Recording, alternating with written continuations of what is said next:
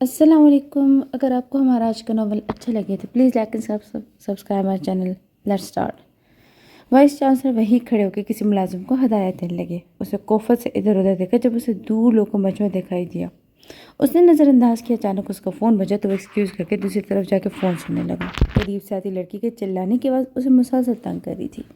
وہ تھوڑا سا اور دور جا کر کھڑا ہو گیا. ماشاء اللہ کہنا یا پھر تعریف کرنا گناہ تو نہیں ہے نا؟ یہ سب اپنی بہن یا پھر اپنی ماں کو کہنا تو سمجھ آتا ہے, دوسروں کی بہن بیٹی کو کہنا سمجھ نہیں آتا.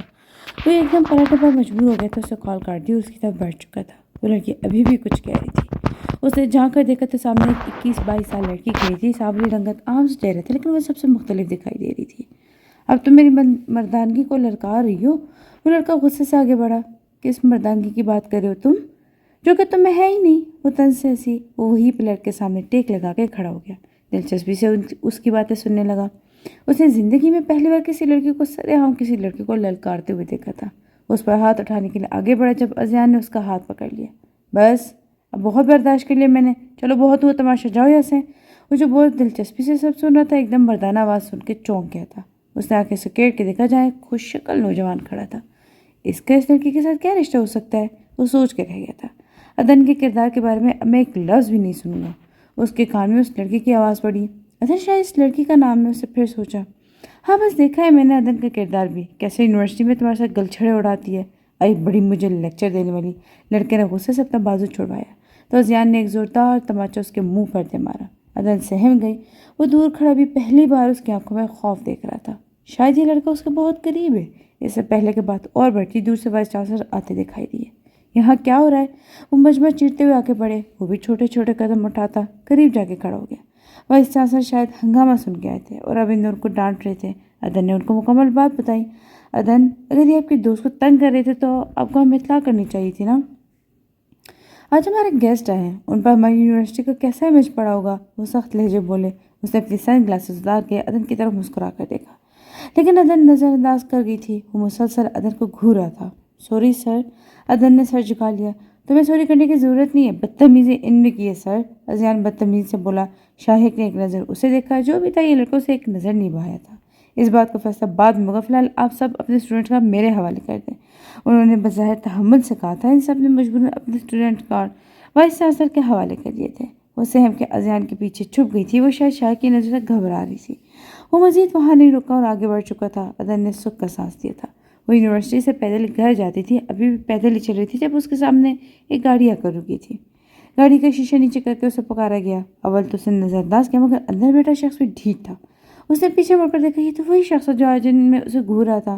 آؤ بیٹھو, میں چھوڑ دیتا ہوں. اسے جیسے حکم جاری کیا. وہ غصے سے پلٹی. آپ کس خوشی میں چھوڑ کے آئیں گے؟ آپ ہیں کون؟ جاننا پہچان میں طرف مہمان. اس نے ہاتھ ہلا ہلا کر کہا. وہ اس کے انداز پر مسکرا دیا. ویسے مجھے شاہق شاہ کہتے ہیں. آپ جب یونیورسٹی میں جھگڑ رہی تھی تو میں سن رہا تھا. اس نے مسکرا کر کہا. واو گریٹ, بہت بڑا کارنامہ انجام دیا آپ نے. میں بہت متاثر ہوں آپ سے. تو پہلے کسی نے ایسے کارنامہ سر انجام ہی نہیں دیا. وہ طنز سے بولی. اچھا ویسے آپ کو تماشا کرنے کا بہت شوق ہے نا؟ مجھے اندازہ ہو چکا ہے. لیکن آئے گاڑی میں بیٹھے گھر تک چھوڑ دیتا ہوں آپ کو. وہ اسے پیشکش کر رہا تھا. میری جوتی بیٹھتی ہے گاڑی میں. جائے دیکھے آپ کی ماں بہنوں کو کون گاڑی میں بیٹھنے کی پیشکش کر رہا ہے. وہ تڑق کر بولی. غصے سے گاڑی کا دروازہ کھول کر باہر آ چکا تھا. تمہاری جرت کیسے ہوئی میری ماں بہنوں کو بیچ میں لانے کی؟ میرے شاہق شاہ کی ایک جھلک کی لڑکی پاگل ہوتی ہو تم مجھے نظر انداز کری ہو. آخر ہو کیا تم؟ ایک عام سی شکل و صورت کی لڑکی. وہ مغرور انداز میں بولا. اچھا آپ کی بہنیں بیٹیاں بہت عزت دار ہوتی ہیں. دوسروں کی بہنوں بیٹیوں کو جو بھی کہو. وہ دوسری بات ہے کہ وہ لڑکیاں ہوں گی جو آپ کی اس ڈائناسور جیسی شکل کے پیچھے آتی ہیں کہ میرے بھی اتنے برے دن نہیں آئے. وہ اس کی اچھی بری شکل کی بے عزتی کر چکی تھی. اور تیسری بات, میں وہی عام شکل و صورت والی لڑکی ہوں جس کو جو آپ کو نظر انداز کر چکی ہے. اب ہٹے میرے آگے سے, ورنہ میں ضرورت پڑنے پر 2-3 لگا بھی دیتی ہوں. وہ اسے دھکیل کے آگے بڑھ چکی تھی. اس نے زور سے گاڑی کو مکہ مارا. وہ دونوں یونیورسٹی میں ساتھ ٹہل رہے تھے. ادن اس سے قبل بات کا ذکر کر تھی اور اذان بغور اس کو سن رہا تھا. ادن نے بات ختم کر کے اذان کے تاثرات جانچنے کی کوشش کی اور یہ دیکھ کر تب کہ معمول کے مطابق آج بھی مسکرا رہا تھا. اذان تمہیں میری بات مذاق لگ رہی ہے؟ وہ غصے سے بولی. تو بوکھلا گیا. نہیں تو تمہیں کیسے کہا ہے؟ وہ بظاہر سنجیدہ ہو چکا تھا لیکن ابھی بھی شرارت سے بول رہا تھا. ہاں تمہیں ویسے بھی کیا فرق پڑتا ہے, کوئی مجھے جو بھی کہے, محبت تھوڑی ہی نہ کرتے ہو مجھ سے. روٹ کر بولے تو وہ ایک دم سنجیدہ ہوا. ادن, اس نے اس کا چہرے کا رخ اپنی طرف کیا. ٹھیک ہے مذاق اپنی جگہ لیکن میری محبت پر انگلی مت اٹھاؤ. تم جو بات کر رہی ہو وہ ٹھیک ہے، ہوگا کوئی آوارہ ٹائپ بندہ اور تم نے سنا بھی نہ اسے، پھر میں اگر کسی سے تمہاری وجہ سے جھگڑتا ہوں تو تم ہی روکتی ہو، تو بتاؤ میں کیا کروں؟ محبت سے اس کی آنکھوں میں دیکھ رہا تھا۔ کچھ نہیں کرو، بس اپنی لائف کے ساتھ سنجیدہ ہو جاؤ۔ وہ ابھی تک ناراض تھی۔ اچھا نا بابا، سوری، اس نے اپنے کان پکڑ کے اسے معذرت کی تھی تو عدن مسکرا دی۔ آئی لو یو، محبت سے بولا۔ بٹ آئی ہیٹ یو، مجھ شرارت سے بولی۔ لیکن آئی لو یو ٹو، اس نے مسکرا کر کہا۔ سیشن کلوز ہو گئے تو پھر تم گاؤں چلی جاؤ گی کیا؟ وہ ایک دم اداس ہوا۔ یہ ان کا آخری سیشن تھا، ان کا BA کلیئر ہو چکا تھا، بس ڈگری کے لیے آنا تھا۔ ہاں جا تو رہی ہوں، اس نے اپنی کتابیں سمیٹتے ہوئے کہا تھا۔ اب یہاں رہنے کا کیا فائدہ، وہ یونیورسٹی لائف ہی ختم، اسے مطمئن سے انداز میں کہا۔ اس نے مضبوط کہنے پر اکتفا کیا۔ عدن نے اس کے چہرے کی طرف دیکھا، وہ بہت اداس لگ رہا تھا۔ کیا ہوا زیان؟ وہ وجہ جانتی تھی پھر بھی پوچھے بنا نہ رہ سکی۔ بس عدن، میرا دل نہیں چاہ رہا کہ تم اس بار گھر جاؤ، اس نے مایوس سے انداز میں کہا۔ عدن جب بھی جاتی تھی اذان اداس ضرور ہو جاتا تھا، مگر ایسے اس نے کبھی ضد نہیں کی تھی۔ کیا ہو گیا اذان، گھر نہ جاؤ؟ میں یہاں پڑھنے آئی تھی، اب ہو چکی پڑھائی تو اب مجھے یہاں تھوڑی نہ رہنے دیں گے، پہلی بار تھوڑی نہ جا رہی ہوں۔ اس نے اسے بہلانے کی کوشش کی۔ آخری بار جا رہی ہو، پہلے تو امید تھی کہ تم واپس آ جاتی تھی، اب تو وہ بھی نہیں ہے، اور پتہ نہیں کیوں عدن اس بار دل نہیں مان رہا۔ لیکن وہ ہنوز افسردہ ہی تھا۔ تم کب سے دل کی سننے لگے؟ اس نے جیسے اس کو مذاق اڑایا۔ جب سے تم سے محبت ہوئی ہے عدن، قسم سے تمہیں کھونے سے بہت ڈرتا ہوں۔ وہ کسی سہمے ہوئے بچے کی طرح کہہ رہا تھا جسے اپنی من پسند چیز چھین جانے کا خطرہ ہو۔ اچھا تو تم نے کیا میرے ساتھ ہی ٹائم پاس کیا، شادی نہیں کرو گے؟ وہ تفتیشی لہجے میں بولی۔ میں نے ایسا کب کہا کہ شادی کیوں نہیں کروں گا؟ تم میری اور ہمیں کوئی الگ نہیں کر سکتا، وہ پر اعتماد انداز میں بولا۔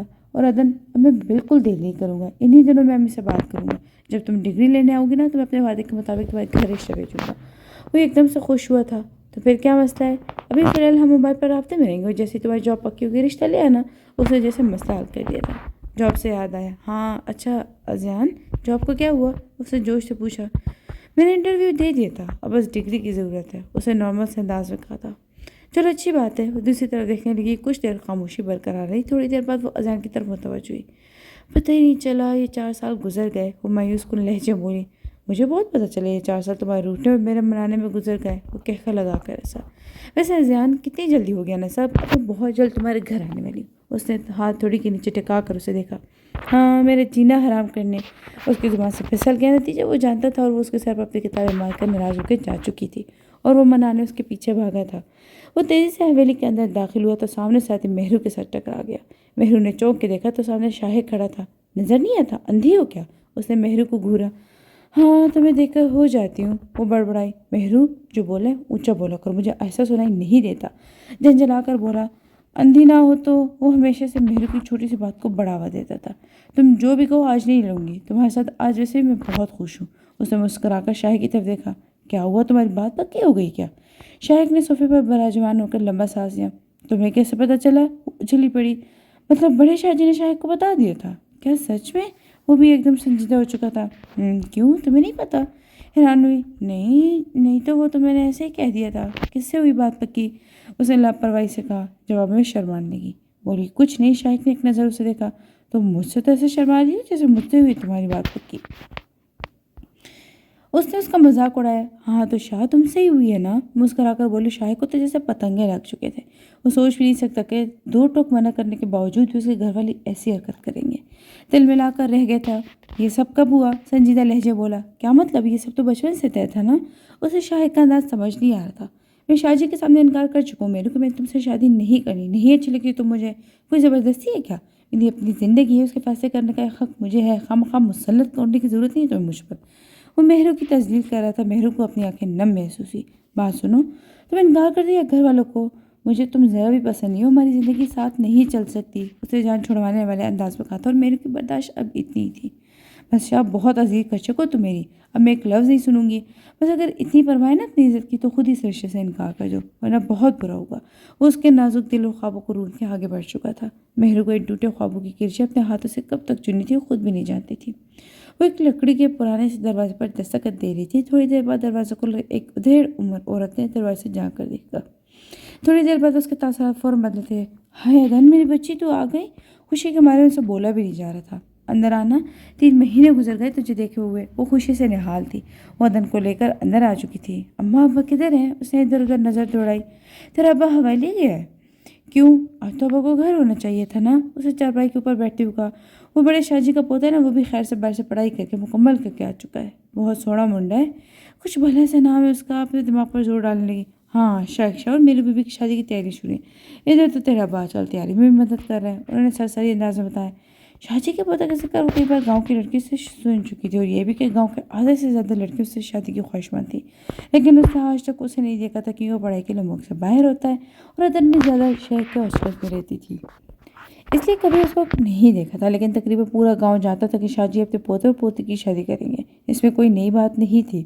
اس نے منہ سر ہلا دیا تھا، اماں ابا کو بول دے کہ بس کر دی حویلی جانا اور حویلی والوں کے آگے پیچھے پڑنا، پوری زندگی انہوں نے اس کمالی بن کر گزار دی، اب تو اس کے آرام کے دن ہے اور اب میں خود نوکری کروں گی نا۔ وہ کچھ سوچ کے بولی، نہیں جھلیے، تیرا باپ بڑے شاہ جی کے زمانے سے وہاں کام کرتے ہیں اور اسے محبت اس بات سے، اور تو کیوں نوکری کرے گی، بیٹیاں تو پرایا دھن ہوتی ہیں۔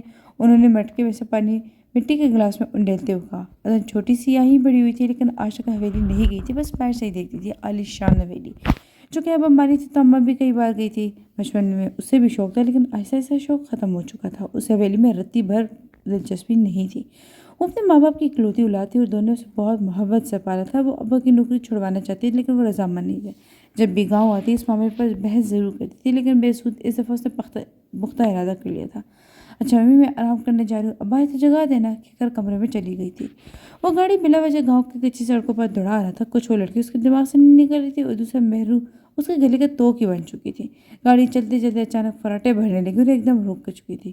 اس نے سٹارٹ کرنے کی کوشش کی، لیکن گاڑی سٹارٹ نہ ہوئی۔ آخر وہ گاڑی سے اتر اور ڈگی کھول کر دھواں پھیل گیا تھا۔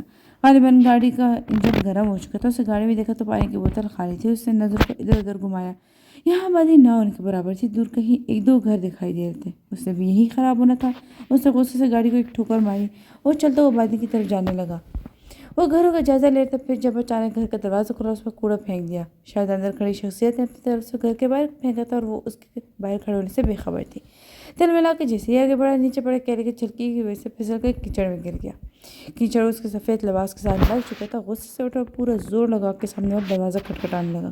اتن گھر میں گئی تھی، ابا صبح ہی حویلی چلے گئے تھے، اماں پڑوس میں سلائی والے کپڑے دینے گئی تھی، ابھی وہ صفائی کر کے آرام کی غرض سے لیٹی تھی۔ دروازے کے اس طرف بجنے پر گھبرا کے اٹھ چکی تھی۔ ابا تو اس وقت گھر آتے نہیں تھے، اماں بھی اسے دستک نہیں دیتی تھی، دروازے پر دستک دینے والا سانس بھی نہیں لے رہا تھا۔ آخر وہ جھنجھلا کے اٹھی، دروازے کی پرانی سے کنڈی کھولی، سامنے کھڑے شخص کو دیکھ کے اس کی ہنسی چھوٹ گئی، لیکن وہ پہلی نظر میں اسے پہچان چکا تھا، سوچ بھی نہیں سکتا تھا کہ اسے یہ یہاں ملے گی، اور وہی کھڑی زور زور سے ہنسنے لگی۔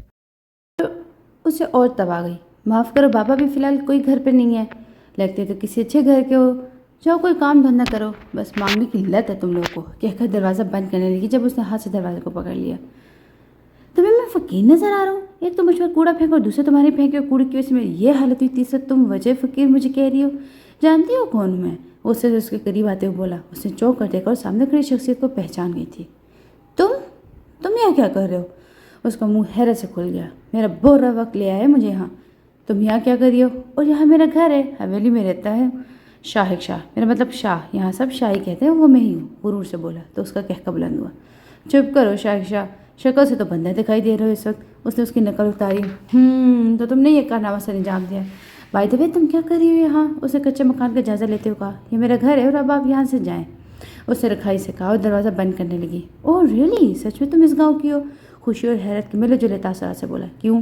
آپ ایسی شکل لے کے اس گاؤں کے ہو سکتے ہیں، میں نہیں ہو سکتی؟ اس نے اس کی شکل کا ایک دفعہ پھر مذاق اڑایا۔ اب ایسی بھی بات نہیں، اتنا ہینڈسم ہوں میں، اس پورے گاؤں کی لڑکیاں مرتی ہیں میرے پیچھے۔ وہ کہاں اپنی تجلیل برداشت کر سکتا تھا، وہ نا اصل میں عورت ذات کبھی کبھی بیوقوفی کر جاتی ہے، اور اب بس آپ جائیں یہاں سے ورنہ میں دھکے دے کے نکالوں گی، اسے دھمکی دی۔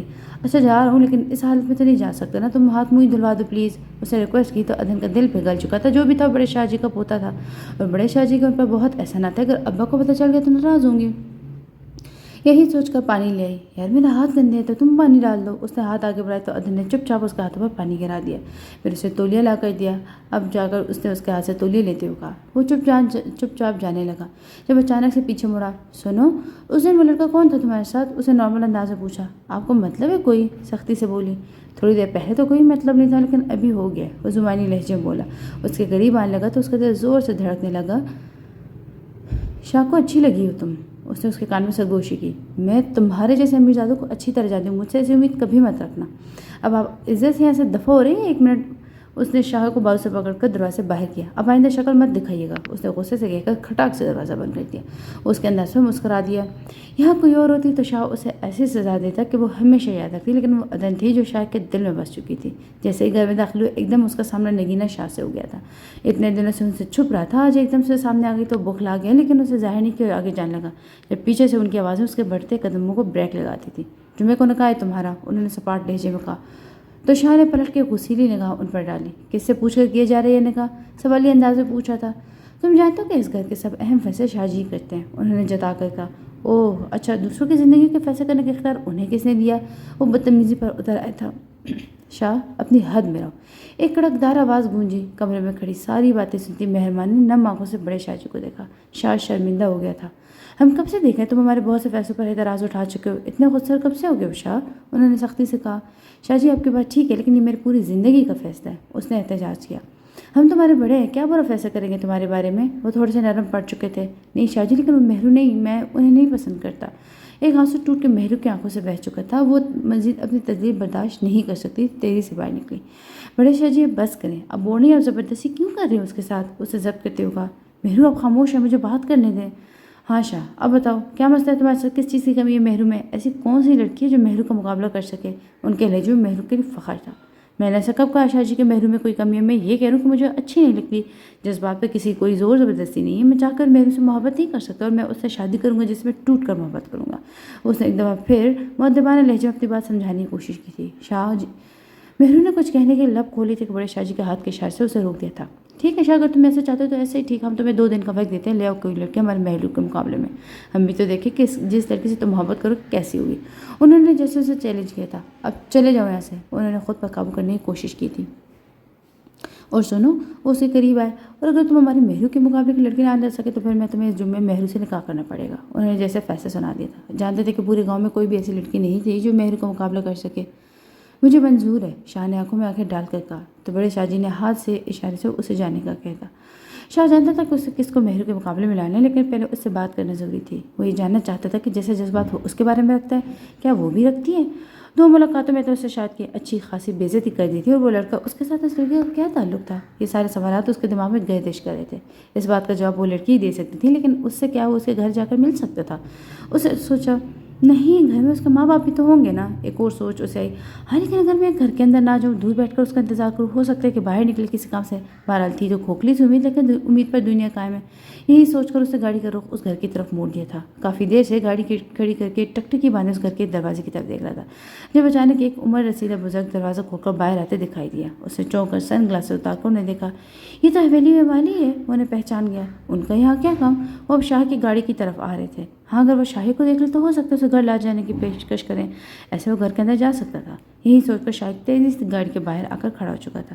ابھی تک انہوں نے شاہد کو نہیں دیکھا تھا۔ جیسے ہی وہ قریب آئے، شاہد نے اونچی آواز میں انہیں سلام کیا۔ وہ شاہد کو پہچان گئے تھے۔ ارے چھوٹے سرکار، آپ یہاں کیا کر رہے ہیں؟ انہوں نے حیرانگی سے پوچھا۔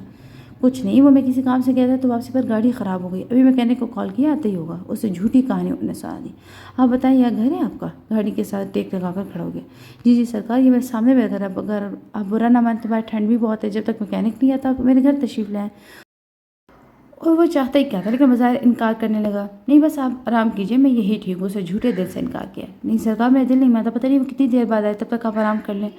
اچھا ٹھیک ہے، آپ ادھر کہہ رہے تو میں آپ کو انکار نہیں کر سکتا۔ وہ دل و جان سے مسکرا دیا تھا۔ وہ خوشی خوشی اسے گھر کے اندر لے آئے اور اپنی بیوی کو آواز دینے لگے، زرینہ، زرینہ دیکھو کون آیا ہے۔ زرینہ کچن سے بھاگ کر باہر آئی، سامنے کھڑے اونچے لمبے گورے چٹے لڑکوں کو دیکھ کر چونک گئی۔ چھوٹے شاہ جی، شاہد شاہ جی کا بتانا نہیں رہتا تھا تجھے؟ انہوں نے شاہد کو چارپائی پر بیٹھاتے ہوئے کہا۔ شاہ جی، یہ غریب خانہ آپ کی قابل تو نہیں، لیکن یہ آپ کا بڑا پن ہے، زرینہ نے پانی کا گلاس اس کے ہاتھ میں پکڑاتے ہوئے کہا۔ وہ بس مسکرا دی اور نظر گھما کے ادھر ادھر دیکھنے لگا۔ ابا کیا ہو گیا، کیوں اتنا شور ڈال رہے؟ آخر وہ اسے کمرے سے نکلتی دکھائی دے گئی۔ کالے رنگ کی شلوار قمیض اوپر کالا ہی دوپٹہ اوڑھے نارمل سے دکھنے والی لڑکی سیدھی شاہ کے دل میں اتر گئی تھی۔ وہ سامنے چارپائی پر بیٹھی ایسی کو دیکھ کر جی بھر کے بدمزہ ہوئی۔ اس کی مسکراہٹ اسے اور تب آ گئی۔ ادن میلن سے یہ چھوٹے شاہ جی ہیں، ابا شاہ کے گھر آنے پر کچھ زیادہ خوش تھے۔ تو میں کیا کروں، پہلی بار تھوڑی دیر دیکھ رہی اس کی منحوس شکل۔ ادن نے دل میں سوچا۔ آداب، اس نے مسکرا کر کہا تو ادن کو بھی جواب دینا پڑا۔ जा दिए शाह के लिए चाय बना कर ला। उन्होंने अदन को कहा तो अदन चुपचाप चाय बनाने चली गई थी। थोड़ी देर बाद अदन चाय का कप लेकर किचन से आती दिखाई दी। शाह के हाथ में थमा लगी तो उसका हाथ शाह के हाथ के साथ मिस हुआ तो पूरी की पूरी चाय अदन ने शाह की कमीज पर उंडेल ली। शाह दांत पीस के रह गया और अदन के बाद को ये लगा था कि अब किसी के लोग मौजरत कर रहे थे, लेकिन शाह जानता था कि यह हरकत उसने जानबूझ के की है। लेकिन वह खामोश रहा। गुस्सा तो उसे बहुत आया था लेकिन पी गया था। अरे अदन मुंह क्या देख रही हो, जाके कपड़ा ला, शाह जी की पूरी कमीज गंदी कर दी तुमने। रशीद साहब गुस्से से बोले तो अदन जाके कपड़ा ले आई। शाह अभी तक उसे घूर आता लेकिन मुकम्मल डटाई का मुजाहरा कर रही थी। रुकिए शाह जी, मैं आपके लिए दोबारा चाय बना के लाती हूँ, कह के जरीना किचन में चली गई। रशीद साहब को फ़ोन बजा तो वो फ़ोन सुनने कमरे से बाहर गए।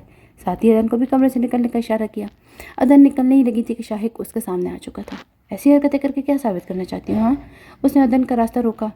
आप बताइए, आप क्या चाहते हैं? वो हाथ बांध के खड़ी हुई। मैं तुम्हें चाहता हूँ, उस जुबानी अंदाज में ऐसा सोचिए कभी मत, मैं किसी और से मोहब्बत करती हूँ। शाहिक उसका इशारा समझ चुका था तो शाहिक के तन बदन में आग लग चुकी थी। तुम्हारी इतनी मजाक कि तुम शाहिक के मुकाबले में एक 2 टके के लड़के को खड़ा कर रही हो। उसने अपना हाथ का मुक्का बनाकर जोर से दीवार पर मारा। खबरदार अगर तुमने उसके बारे में एक लफ्ज़ बोला तो। और साथ ही एक जोरदार तमाचा शाहिक के मुंह पर लगा था। शाहिक ने बेयकीनी से उसे देखा था। वो सख्ते में ही चल गया था। उससे ऐसी उम्मीद नहीं थी। तुम्हारी इतनी जरूरत कि तुमने उस लड़की की वजह से मुझ पर हाथ उठाया। बहुत महंगा पड़ेगा तुम्हें ये, याद रखना, नताज की जिम्मेदार तुम खुद होगी। उसे धक्का देकर गुस्से से आगे बढ़ चुका तो सामने आते रशीद साहब से टकरा गया। उसने लाल आंखों से उन्हें देखा और बाहर दरवाज़ा खोल के चला गया था। रशीद साहब पुकारते रह गए, फिर ये सोच के चुप हो गए कि बड़े लोग हैं, शायद चाय वाली बात बुरी लगी, लेकिन असली बात तो वो भी नहीं जानते थे। वो डरने वाले में से नहीं थे, लेकिन वो इस बात के लिए बहुत फिक्रमंद थी। वो नहीं चाहती थी कि अजान को कोई तकलीफ पहुंचे, लेकिन अब तो 1 हफ्ता होने का था। उसको अजान की तकरीबन रोज़ ही बात होती थी, बिल्कुल ठीक ठाक था। शायद उस दिन के बाद से उसे दिखाई नहीं दिया था। अच्छा ही था, वो अब इस बात को भूलने लगी थी। आज सुबह से अम्मी की तबीयत ख़राब थी, सलाई के कपड़े पहुंचाने थे और अब्बा हवेली गए थे। हैरत की बात यह थी कि शाइक ने अब्बा पर कुछ भी ज़ाहिर नहीं किया था। मजबूरन उसे ही जाना पड़ा। घर ज़्यादा दूर नहीं था, वो पैदल जा सकती थी, इसलिए चादर रोक के बाहर निकल गई। दूर खेतों में खड़े एक शख्स ने उसे देखा, फिर कॉल पर किससे बात करने लगा। उसने नज़रअंदाज किया। दूर इक्का दुक्का जो औरतें नजर आ रही थी। जैसे जैसे आगे बढ़ती गई रास्ता बिल्कुल वीरान हो गया। वो बस घर के करीब पहुंचने वाली थी जब एक जीप आके रुकी। तेज़ी से 2 मोटे ताज़े नौजवान गाड़ी से उतरे। अदन के मुँह पर हाथ रखो से ज़बरदस्ती गाड़ी में बैठाने लगे।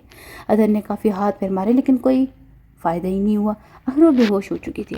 अदन की आँख खुली तो उसने खुद को किसी अजनबी जगह पर पाया। उसे अपने मुंह पर पानी के छींटे महसूस हुए। शायद किसी ने उस पर पानी फेंका, उसे होश में लाने की कोशिश की थी। कमरे में अंधेरा था लेकिन इसके बावजूद महसूस कर सकती थी कमरे में कोई और भी मौजूद है। वो जो भी था अदन की तरफ कमर किए खड़ा था। वो उसका चेहरा नहीं देख पा रही थी। कौन हो तुम? कौन है तुम? मुझे क्यों लाए हो यहाँ? उसने उठने की कोशिश की तो उसने महसूस किया कि उसके हाथ पाँव बंधे हुए हैं। तुम बोलती क्यों नहीं हो? वो चिल्लाई। चिल्लाओ मत। वो उसके पास आया और ठीक उसके सामने बैठा। उसका चेहरा सख्ती से अपने हाथों में लिया।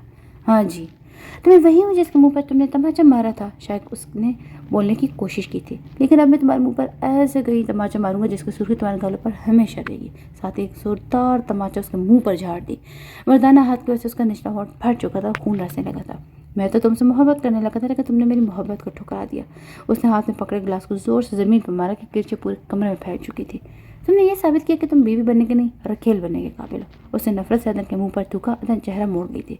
अब मैं तुम्हें बताऊंगा कि जब तुम पूरे गांव में मुंह दिखाने के काबिल नहीं लोगी तब मेरा बदला पूरा होगा।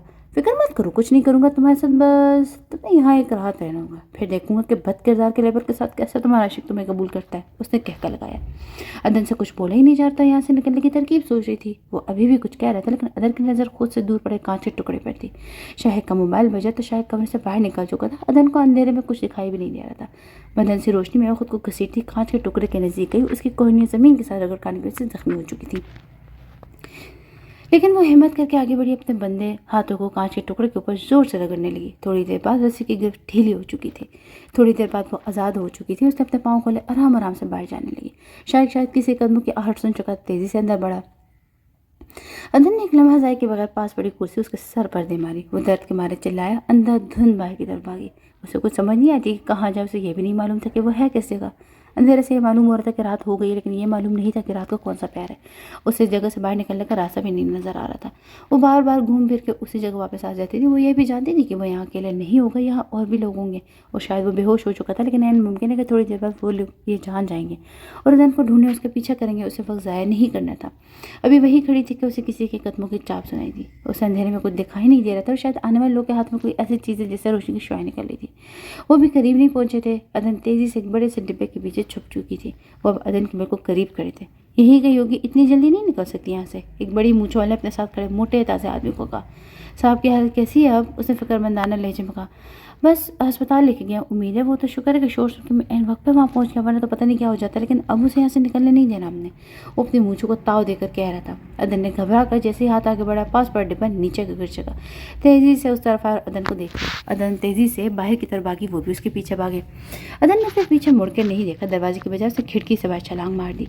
तेजी से भागती जा रही थी, उसे ये भी नहीं पता था कि उसे किस से बचाना है, वो बस भाग रही थी। उसे सिर्फ अपनी इज्जत बचानी थी। जानती थी कि अगर अभी वो पकड़ी गई तो उसको बहुत बुरा हाल किया जाएगा। उसने पीछे मुड़कर देखा तो शायद कहीं पीछे रह चुके थे। दरख्तों की ऊंचाई से ये पता चल रहा था कि ये कोई जंगल है। वो वक्ती तौर पर पास ही कुएं से कुएं में बैठ चुकी थी। वो उसके करीब आए, काफ़ी देर इधर उधर देखा। जब वो उन्हें नहीं मिली तो वो आगे बढ़ गए।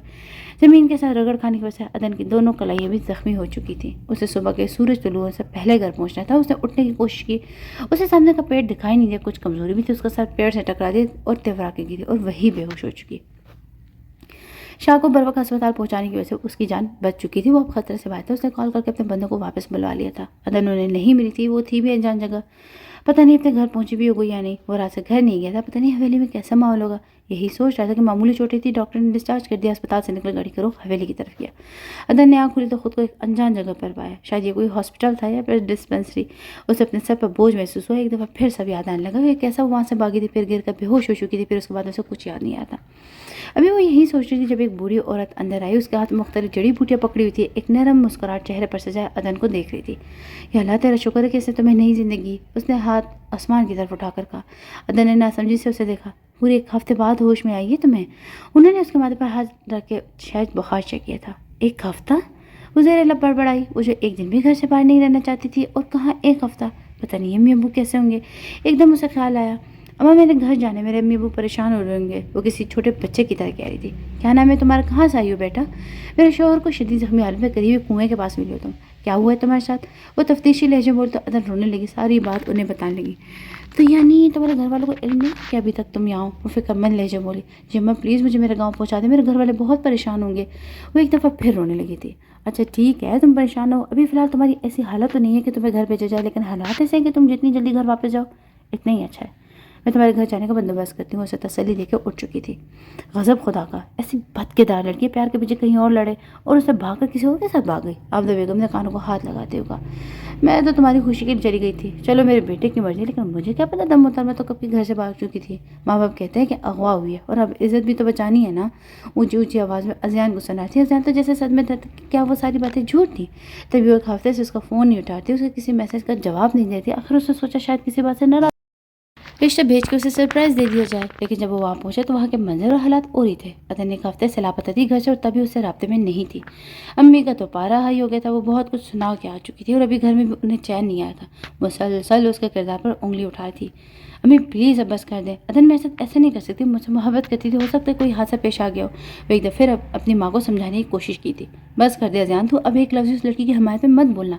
कोई हादसा नहीं पेश आया होगा। ऐसा भी क्या हादसा पेश आ गया, घर वाले भी याद नहीं उसे। अगर हादसा पेश आता है ना तो जिंदा होने के ना सही मौत की खबर घर पहुंच जाती। तेरे साथ दिल लगी करती रही तो उसे मोहब्बत समझ बैठा। अब बॉस बहुत होया तेरे कहने पर। एक दफ़ा गई उनके घर और बेइज्जती भी करवा ली।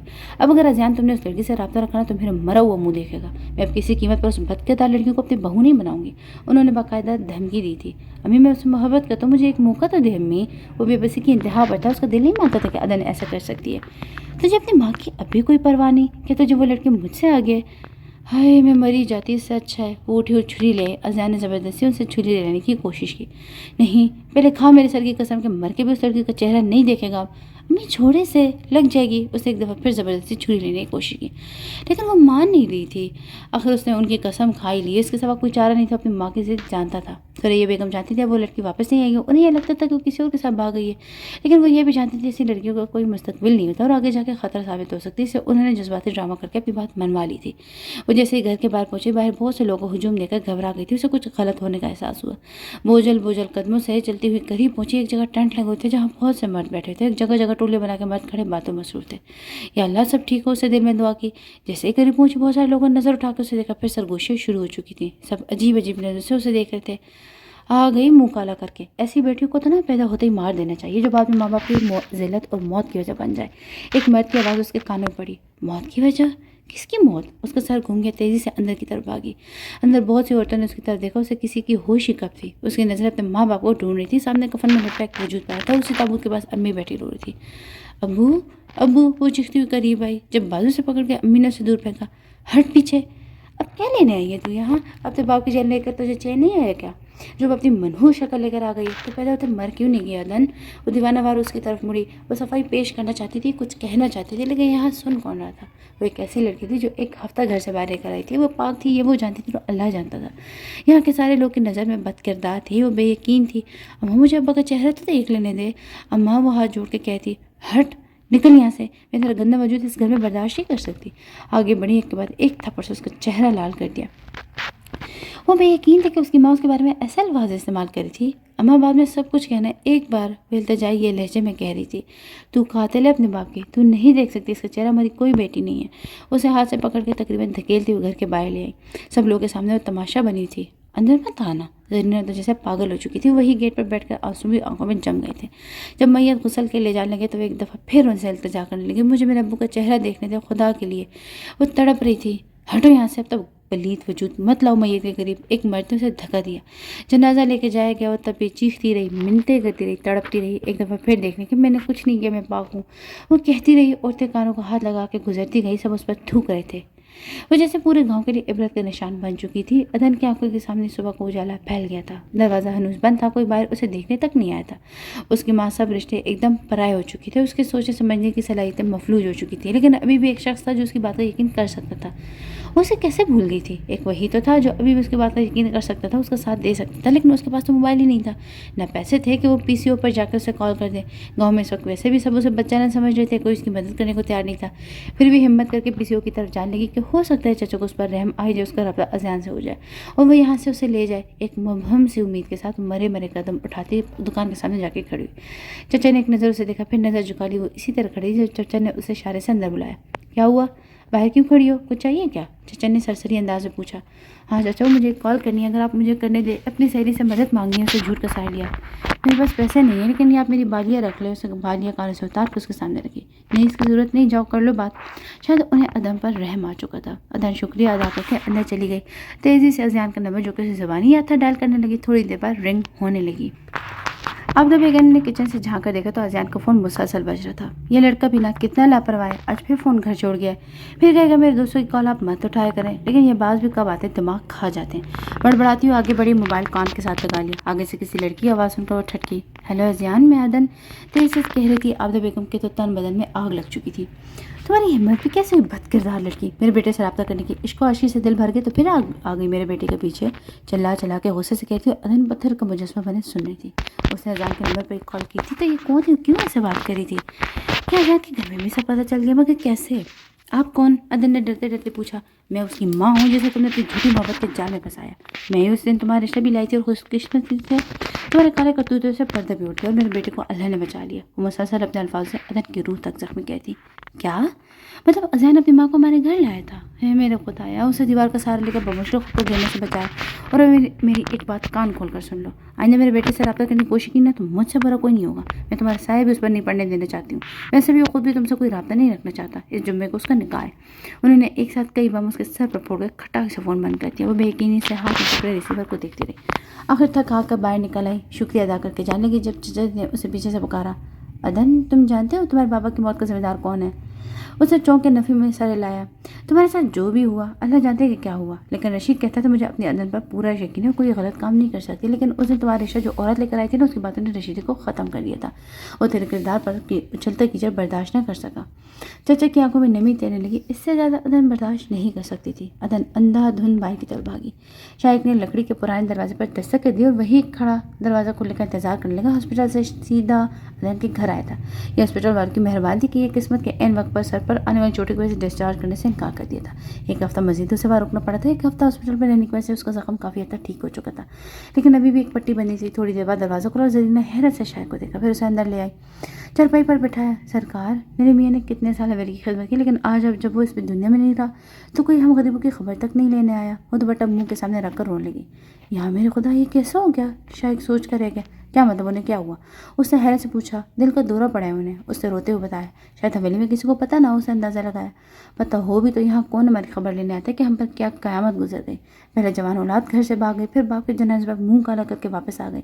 वो उससे उसे कहती, शायद जरीना को ये लगा था कि शायद इस मुतालिक जानता है। उसे अपनी समाज पर यकीन नहीं आता कि गाँव वाले लोगों ने ऐसा अंदाज़ा लगाया। अब वो किधर है? वो मुश्किल इतना ही कह पाया। मैंने घर से निकाल दिया, तासुफ से बोली। मुझ में अब इतनी हिम्मत नहीं है कि एक जवान बदनाम बेटी का बोझ बर्दाश्त करूँ। कौन भी आएगा उसे? वो फिर रो दी। शायद को खुद पर शर्मिंदगी हुई कि जल्दबाजी में क्या कर बैठा है। मैं करूँगा उससे शादी, वो कुछ सोच कर बोला और जरीना को हैरत कर गया। आप शाजी नहीं शाजी, ऐसा नहीं हो सकता। आपको और उसका क्या जोड़? वो नफ़ी में सर हिला रही थी। मैं अपनी मर्ज़ी से उसे अपनाना चाहता हूँ। उसने उसके हाथ को नरमी से अपने हाथ में लेते हुए कहा, अब मेरी माँ जैसी है, ज़िंदगी अकेले नहीं गुजरती। आपकी बेटी और पूरे गांव में इधर उधर भटक रही है। अभी तक उसकी बदकिरदारी साबित तो नहीं हुई ना।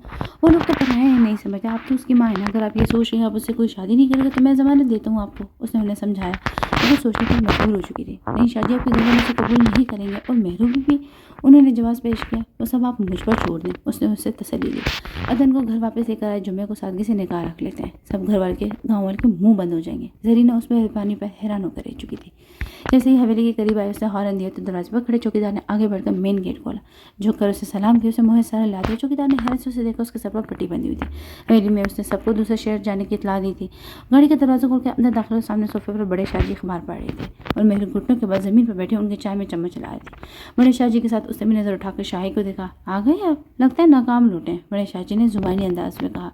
शाह महरूज की तरफ टूटी। ये तुम्हारे सर पर क्या हुआ है? फिक्रमंदी में ये भूल गई कि सामने बड़े शाहजी बैठे हैं। शाह ने उसका हाथ अपने माथे से पीछे किया और खुद शाहजी की तरफ बढ़ गया। बड़े शाहजी अकीदत से उनके कदम में घुटनों के बल बैठा और उनके दोनों हाथों को अपने हाथों में ले लिया। मुझे इश्क हो गया शाहजी, से सक के कह रहा था। शाहजी का हाथ थोड़ा ढीला हुआ। कैसे? उन्होंने कांपती हुई आवाज़ में कहा। अदन से शाहजी हमारी हवेली के मालिक की बेटी है। मेहरू को उसकी जहनी हालत पर शक हो रहा था। जिस बात को मेहरू को डर था वही हुआ। शाहजी के चेहरे के तासुरात बदले। शाह तुम्हें पता है कि तुम क्या कह रहे हो? वो धाड़े। शाह एकदम होश में आया। हाँ शाहजी, होश में तो हूँ मैं। वो उठ के खड़ा हुआ। मेहरू किसी मुजस्मे की तरह एक तरफ होके खड़ी थी। आप एक 2 टके के लड़के को मेरे मेहरू के बराबर मिलाकर खड़ेगा? वो गुस्से से जैसे पागल हो गए थे। तमाम हवेली वाले जमा हो चुके थे। बस बड़े शाहजी 2 टके की लड़की नहीं है वो। जो लड़की अपनी इज्जत की हिफाजत करे वही अनमोल होती है। दौलत से शोहरत से नाम से क्या होता है? वो भी बदतमीजी पर होता रहा था। शाह हम तुम्हें कह रहे कि तुम कोई ऐसा काम नहीं करोगे। वो उसे वार्न कर रहे थे। अब मुझे नहीं रोक सकते, मैं फैसला कर चुका हूँ कि उसके साथ शादी करूँगा, उसने उनकी आंखों में आंखें डालकर कहा था। शाह वो सकीम शाह जो इतनी देर से तमाशा देखा था मुझे बर्दाश्त नहीं हुआ। उन्हें पता ही नहीं चला कब उनका हाथ शाहिद पर उठा था। अब इतने बड़े हो गए हो कि आपकी अपनी ज़िंदगी पैसे खुद करेंगे। इतना हक किसने दिया आपको? यही थप्पड़ अब बहुत पहले मार देते तो आज ये दिन ना देखना पड़ता हमें। वो अफसोस से कह रहे थे। अब जो भी करे शादी मैं उसी से ही करूँगा। जायदाद से, नाम से, ओहदे से, हर एक शे से बेदखल कर दें, उसे नहीं छोड़ूंगा मैं। वो भी ज़िद्दी था। बल्कि ये लीजिए, आपके भी बड़े शाहजी का ओहदे भी और नाम भी। उसने अपने जेब में जितने भी नोट थे सब उछाल दिया। अपना पासपोर्ट, क्रेडिट कार्ड, सब कुछ शायद का ये नया रूप था। अगर आपका दिल किया तो निकाह में आ जाइएगा, मुझे खुशी होगी, कहकर रुका नहीं, बाहर निकल चुका था। अदन जहाँ जहाँ से गुजरती वहाँ पर मौजूद सब लोग उसको देखकर सरगोशियाँ करने लगते। अदन ये सब बर्दाश्त करती करती एक पेड़ के नीचे आके बैठ चुकी थी। जिंदगी बहुत लंबी थी, सहारा कोई नहीं था। अरे जाने मन कुछ परेशान लग रही हो? लगता है रहने के लिए कोई जगह नहीं है। चलो आओ एक रात हमारे यहाँ गुजार लो। शाम का अंधेरा जैसे ही पहले कुछ ओबाश नौजवान ने आवाज़ें कसना शुरू कर दी। जब किए बैठी रही, लेकिन कब तक? आखिर एक लड़के ने जब आगे बढ़कर उसकी चादर खींचने की कोशिश की तो उसके पास पत्थर उसके सर पर दे मारा। वो बिलक कर रह गया। उसके दूसरे साथियों ने शोर मचाकर पूरा गांव इकट्ठा कर लिया। ये बच्चा ने लड़की इसे गुमराह करने की कोशिश करती हूँ, कह रही थी कि सब साथ ले जाए। जब हमने इनकार किया तो हमें पत्थर मारने लगी। ये सब पागल हो गई है। एक लड़के ने खुद से झूठी कहानी दी। अदर को उसकी सफाई का मौका भी नहीं दिया गया। ए बच्चा लड़की, हमारे बच्चों को गुमराह ना कर। अगर तेरी माँ तुझे कबूल नहीं करी तो इस गांव से चली जा। एक औरत ने उसे धक्का देते हुए कहा। उसे बमुश्किल खुद को संभाला। ऐसा ऐसा तमाम लोग उसे धक्का देने लगे। कोई थूक रहा था तो कोई पत्थर मार रहा था। छी छी छी, इधर अदन बाजी को सब पत्थर मार रहे हैं। एक बच्चा भागता भागता जरीना की तरफ गया। जरीना दौड़ती वहाँ गई और अदन को उन लोग के मजबे से आज़ाद करवाया। उसे चारपाई पर बैठाया, उसके जख्मों पर मरहम लगाई। अदन बस आंखें खोलकर एक नज़र जरीना को देखी, फिर आंखें मूंद लेती। जुम्मे को तरने गए छोटे शाहजी के साथ। अदन ने उस इंसान का नाम सुनकर झट से आके खोली। नहीं अम्मा, आप जानती भी नहीं उस इंसान ने ये सब कुछ किया है। ये सब उसी ने मुझे अगवा किया था। अम्मा ऐसा ना कि मुझे जहर दे दी, मगर उससे मैंने निकाह ना करवा। उसने अम्मा को तमाम हकीकत बताई तो जरीना के चेहरे के जाविये एकदम बंद गई। तुझे शर्म नहीं आती? तो अपने गुनाह को छुपाने के लिए शाहजी को बदनाम कर रही है। वो तो तुझ जैसे बदनसीब के साथ भलाई कर रहे हैं। उन्होंने नफरत से अदन की तरफ देखा। उन्हें सब पर यकीन था सिवाय अदन के। मुझसे किसी किसी की भलाई की उम्मीद ना रखना। ये उनका बड़ा पंथा कि तुझे कबूल करे, वरना मेरी तरह से तो कब की मर गई थी। अदन को वहीं अकेले छोड़कर खुद वहाँ से चली गई थी। क्या اب میرے اس انسان کو میرا رہبر بنا دیا جائے گا، شاید تمہیں میں کبھی معاف نہیں کروں گی۔ گھٹنوں میں سر دے کر رونے لگی۔ رات کے سناٹے میں گیدڑوں کی دلخراش چیخیں ارتعاش پیدا کرتی۔ ان کے بولنے سے ایسا محسوس ہوا جیسے کوئی ماتم پر بین کر رہا۔ وہ چپ چاپ ہتھیار ڈال چکی تھی۔ وہ بے بس لوگوں کے ساتھ ایسا ہی ہوتا ہے۔ وہ اپنی محبت کھو چکی تھی، اب خالی ہاتھ بیٹھی تھی۔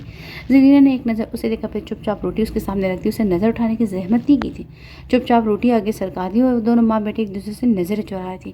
میں کہتا تجھے مجھ پر تھوڑا سا بھی یقین نہیں ہے؟ اس نے ماں کی آنکھوں میں پتہ نہیں کیا ڈھونڈنے کی کوشش کی تھی، شاید کھویا وہ یقین۔ زرینہ نے کوئی جواب نہیں دیا۔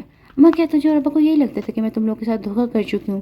ادن اس بحث کا کوئی فائدہ نہیں ہے، تیری قسمت کا فیصلہ ہو چکا ہے، بے دردی سے بول کر اٹھ کے جانے لگی تھی جب ادن نے اس کا بازو پکڑ لیا۔ اماں شاہ کے ساتھ رخصت نہ کر زندہ زمین میں بگاڑی تو شکایت نہیں کروں گی، اگر میرے بس میں ہوتا نا تو کب کا کر دی تھی۔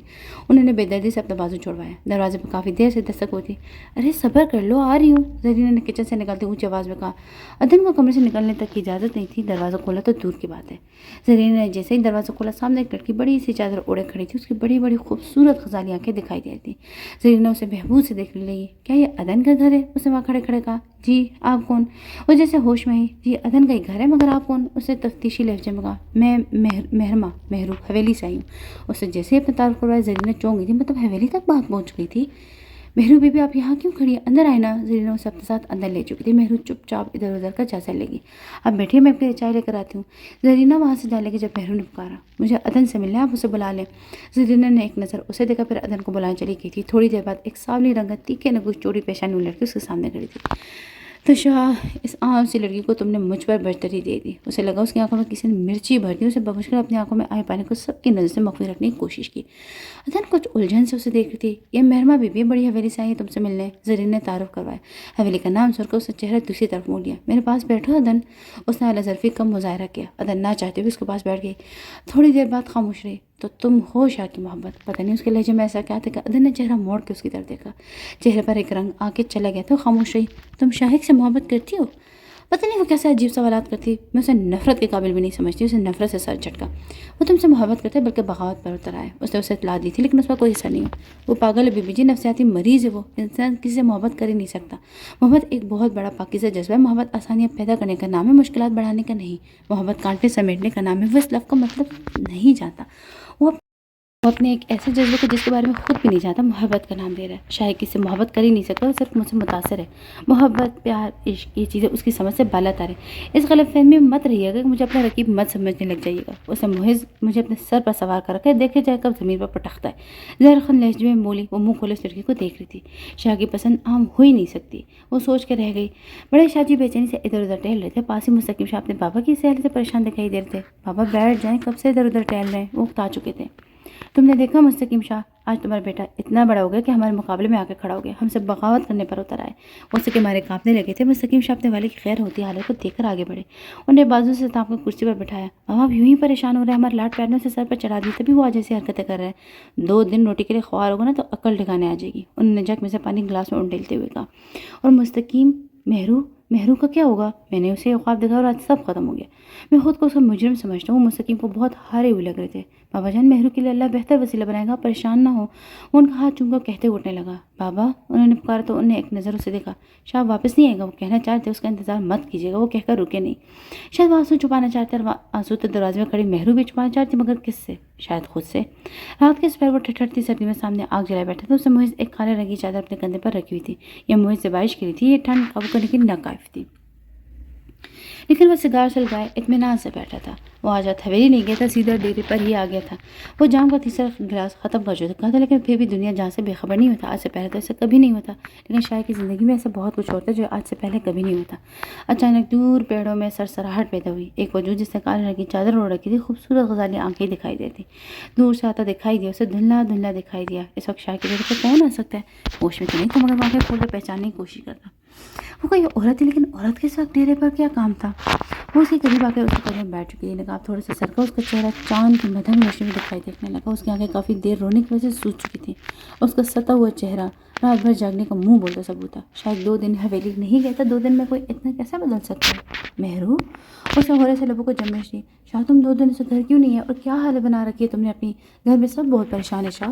وہ بس رو دینے کو تھی، تمہیں اس وقت یہاں نہیں آنا چاہیے تھا۔ صبح سے ڈیرے کے 10 چکر لگا چکی ہوں، لیکن تم نہیں ملے، اسے دکھ بھرے لہجے میں کہا۔ شاہ ناراض ہو کیا ہم سے؟ اس نے اپنے ہاتھوں کے پہنے میں شاہ کا چہرہ رہتے ہوئے کہا۔ وہ چپ رہا۔ شاہ اسے چھوڑ دو نا، تم بچپن سے اپنی ہی سنی ہے تم نے، میرے بڑے شاہ جی بابا جان کے احساسات خواہشات تمہارے لیے کوئی معنی نہیں رکھتے۔ آخر کیوں شاہ تم اتنا خود غرض کیوں؟ ہمارا رونا تڑپنا آنسو بہانا کیوں اثر نہیں کرا؟ چیخ چیخ کے رونا چاہتی تھی۔ چلو ہم تمہاری بات ماننے کے رضامند بھی ہو جاتے ہیں، لیکن یہ تو اس لڑکی کے ساتھ ظلم ہے شاہ، وہ تم سے محبت نہیں کرتی۔ اس کے خالی وجود کو لے کر کیا کرو گے شاہ؟ وہ مسلسل روئی جا رہی تھی۔ تم ملی تھی عدن سے؟ کیسی ہے وہ بتاؤ نا مجھے۔ وہ ایک دم بےتاب ہوا۔ اسے نشے کی حالت میں جب اسے اپنا ہوش میں نہیں تھا عدن اسے یاد تھی۔ مہرو کے اندر چھن سے کچھ ٹوٹا۔ ہاں میں ملی تھی اسے، وہ تمہارا نام سننے میں پسند نہیں کرتی۔ شاہک نے سر جھٹکا ایسے جیسے وہ خود کو ہوش میں رکھنا چاہتا ہوں۔ شاہک کیا تم میں سچ میں فرق نہیں پڑتا کہ تم سے محبت نہیں کرتی؟ مہرو پتہ نہیں کیا سننا چاہتی تھی۔ مجھے اس بات سے فرق پڑتا ہے کہ میں اسے کتنی محبت کرتا ہوں۔ وہ اپنی بات پر قائم تھا۔ شاہ میرا کیا ہوگا؟ میرا کیا قصور ہے؟ جب سے آنکھ کھلی ہے اپنا سب کچھ تمہیں تصور کیا ہے، آپ آگے جا کے میرے مقابلے میں کسی اور کو لے آئے ہو، کیوں اپنی زندگی تباہ کرے ہو شاہ؟ اسے جھنجھوڑ کے پوچھ رہی تھی۔ شاہ یہ دیکھو اس چادر کی لاج رکھ لو، چھوڑ دو عدن کو، میں تکلیف برداشت نہیں کر سکوں گی، مر جاؤں گی میں شاہ، میں مر جاؤں گی۔ اس نے اپنی چادر شاہ کے پاؤں میں رکھ دی تھی۔ وہ اس کے گھٹنے سے لگ کر سسکنے لگی، پتہ نہیں وہ ہوش میں تھا بھی یا نہیں، لیکن آگے بڑھ کر اس نے چادر مہرو کے سر پر رکھی، اس کا سر ڈھانپ لیا تھا۔ مہرو، سعیدوں کے گھر کی لڑکیاں آدھی رات کو کسی ملنے نہیں جایا کرتی۔ بہکے وہ لہجے میں بولا۔ مجھے عدن سے محبت تھی جب تک میں نے اسے اغوا نہیں کیا تھا، لیکن جب وہ بھاگی تھی نا وہاں سے، اس دن کے بعد سے مجھے عدن سے عشق ہو گیا۔ مہرو کے اندر درد کی ٹیس اٹھی۔ میں کیا کروں مہرو، میں خود مجبور ہوں، مجھے اس کے علاوہ کچھ نظر نہیں آ رہا۔ تمہیں یہاں ڈھیر پر وہ نظر آ رہی ہے؟ نہیں نا، مہرو کو لگا سچ میں پاگل ہو گئے۔ مجھے تو یہاں بھی وہ نظر آ رہی ہے، میں جدھر بھی دیکھوں مجھے وہی نظر آ رہی ہے۔ میں بس یہ جانتا ہوں کہ وہ میری ہے، دل پہ کسی کا زور نہیں چلتا مہرو۔ وہ اپنی بات ختم کر کے سر جھکا گیا تھا۔ واقعی شاہ کے دل پر کسی کا زور نہیں چلتا، اس کے دل پر بھی کبھی تمہارا زور نہیں چل سکے گا۔ میں بدعا نہیں دے رہی تمہیں شاہ، محبت کرنے والے دعائیں دیتے ہیں، بدعائیں نہیں۔ لیکن جو خوشی کسی کو غم دے کے حاصل کی جائے نا، وہ زیادہ دیر نہیں رہتی۔ ہو سکے تو میرے لیے نہیں، بڑے شاہ جی کے لیے واپس آ جانا بہت آسان ہے۔ کہہ کر وہ رکی نہیں، غائب ہو چکی تھی۔ پیچھے شاہ کے رونے کی آوازیں بچی تھی سر۔ وہ وہی بیٹھا جب کہیں دور سے اسے سنائی دی۔ وہ نیند میں تھا، پتہ نہیں رات کے کس بار اس کی آنکھ لگ چکی تھی، یقیناً اذان کی آواز تھی۔ ایک دم اٹھا، وہی بیٹھ کے کچھ سوچتا تھا۔ جب اسے نوکر کو آواز آئی تو وہ حاضر ہوا۔ کیا ہوا شاہ جی، کچھ چاہیے کیا؟ وہ بھی شاید نیند میں سے اٹھ کے آیا تھا۔ ہاں جائے نماز ہوگی تمہارے پاس؟ جواب میں ملازم نے کچھ ایسا انداز میں دیکھا جیسے پتہ نہیں شاہک نے کس چیز کا مطالبہ کر لیا تھا۔ ایسا کیا دیکھ رہے ہو؟ اسے خاموش کر شاہک خود ہی بول پڑا۔ جی صاحب ہے آپ کچھ چاہے؟ وہ اتنا ہی بول پایا۔ چاہیے تبھی تو پوچھ رہا ہوں۔ وہ حیران تو بہت، بہرحال جائے نماز لا کر دے دی۔ شاہک چپ چاپ اٹھا، وضو کیے جیسے جائے نماز پر کھڑا۔ اسے یاد آیا کہ بچپن میں وہ روز بڑے شاہ جی کے ساتھ نماز پڑھتا تھا، جب وہ 10 سال کا تھا اس نے آخری دفعہ نماز پڑھی تھی۔ کتنا وقت گزر گیا تھا، اسے سرد آہ بھری۔ پوری نماز میں روتا ہی نہیں، یہاں تک کہ دعا کے لیے ہاتھ اٹھائے تو اسے لگا مانگنے کے لیے کچھ ہے ہی نہیں۔ مرد تھا پھر بھی دھاڑے مار مار کر رو رہا تھا، اور دور کہیں دور اور نفیس بھی جاگ چکے تھے۔ حویلی میں مہرو، جسے پتہ نہیں اب نیند نصیب ہونی بھی تھی یا نہیں، ایک چھوٹے سے گھر میں عدن جو اپنے مستقبل کے بارے فکر میں تھی، آج وہ عدن شاہک بننے والی تھی، اس انسان کی بیوی جسے وہ سب سے زیادہ نفرت کرتی تھی۔ آج اس کی زندگی کا سب سے بڑا دن تھا، اسے جس چیز کی طلب شدت سے طلب تھی اسے مل رہی تھی۔ عدن آج اس کی ہونے والی تھی۔ وہ آج اتنا خوش ہے کہ آج سے پہلے اسے اتنا خوش کسی نے نہیں دیکھا تھا۔ اسی طرف عدن کے گھر میں اور حویلی میں ماتم کا سما تھا۔ کئی دفعہ قسمت بھی کتنا عجیب کھیل کھیلتی کہ ایک لمحے میں سب کچھ پاش پاش کر دیتی۔ عدن لال جوڑے میں بیٹھی آئینے میں اپنا سراپا دیکھ رہی تھی۔ لال لہنگا جو اس طرح سے بنایا گیا تھا کہ دوپٹہ بلاؤز کے ساتھ ہی جڑا تھا۔ لال لہنگے میں سفید رنگ کے موتی سے خوبصورت کام ہوتا ہے، بالوں کو ایک جوڑے کی شکل میں ترتیب دیا گیا تھا۔ مشا کو آج بہت خوبصورت لگی تھی، لیکن پھر کیا کمی تھی؟ خالی پن کیا تھا؟ کچھ تو تھا جو ویران تھا۔ اس وقت اس نے آئینے میں اپنی آنکھیں دیکھی، خالی، ویران، سنسان، جیسے کوئی مردہ شخص بار بار اپنی آنکھیں کھول کر دنیا کی رنگین جذب کرنے کی ناکام کوشش کرتا ہو۔ اس نے اپنی نظروں کا رخ دوسری جانب کیا، جہاں گیٹ پر زرینہ آنکھوں میں نمی لیے اسے دیکھ رہی تھی۔ اسے قریب آئی۔ میری عدن، آج کنی سوڑی لگ دی ہے، میری نظر نہ لگ جائے کہیں۔ تیرے ابو کو کتنا انتظار تھا کہ تجھے ووٹی بنا ہوا دیکھ لے، لیکن جو اللہ سوڑے کو منظور ہو، انہوں نے دکھ بھرے لہجے میں کہا۔ اچھا باہر مولوی صاحب اور شاہ جی آئے، تو تیار ہے نا تو؟ آجا باہر۔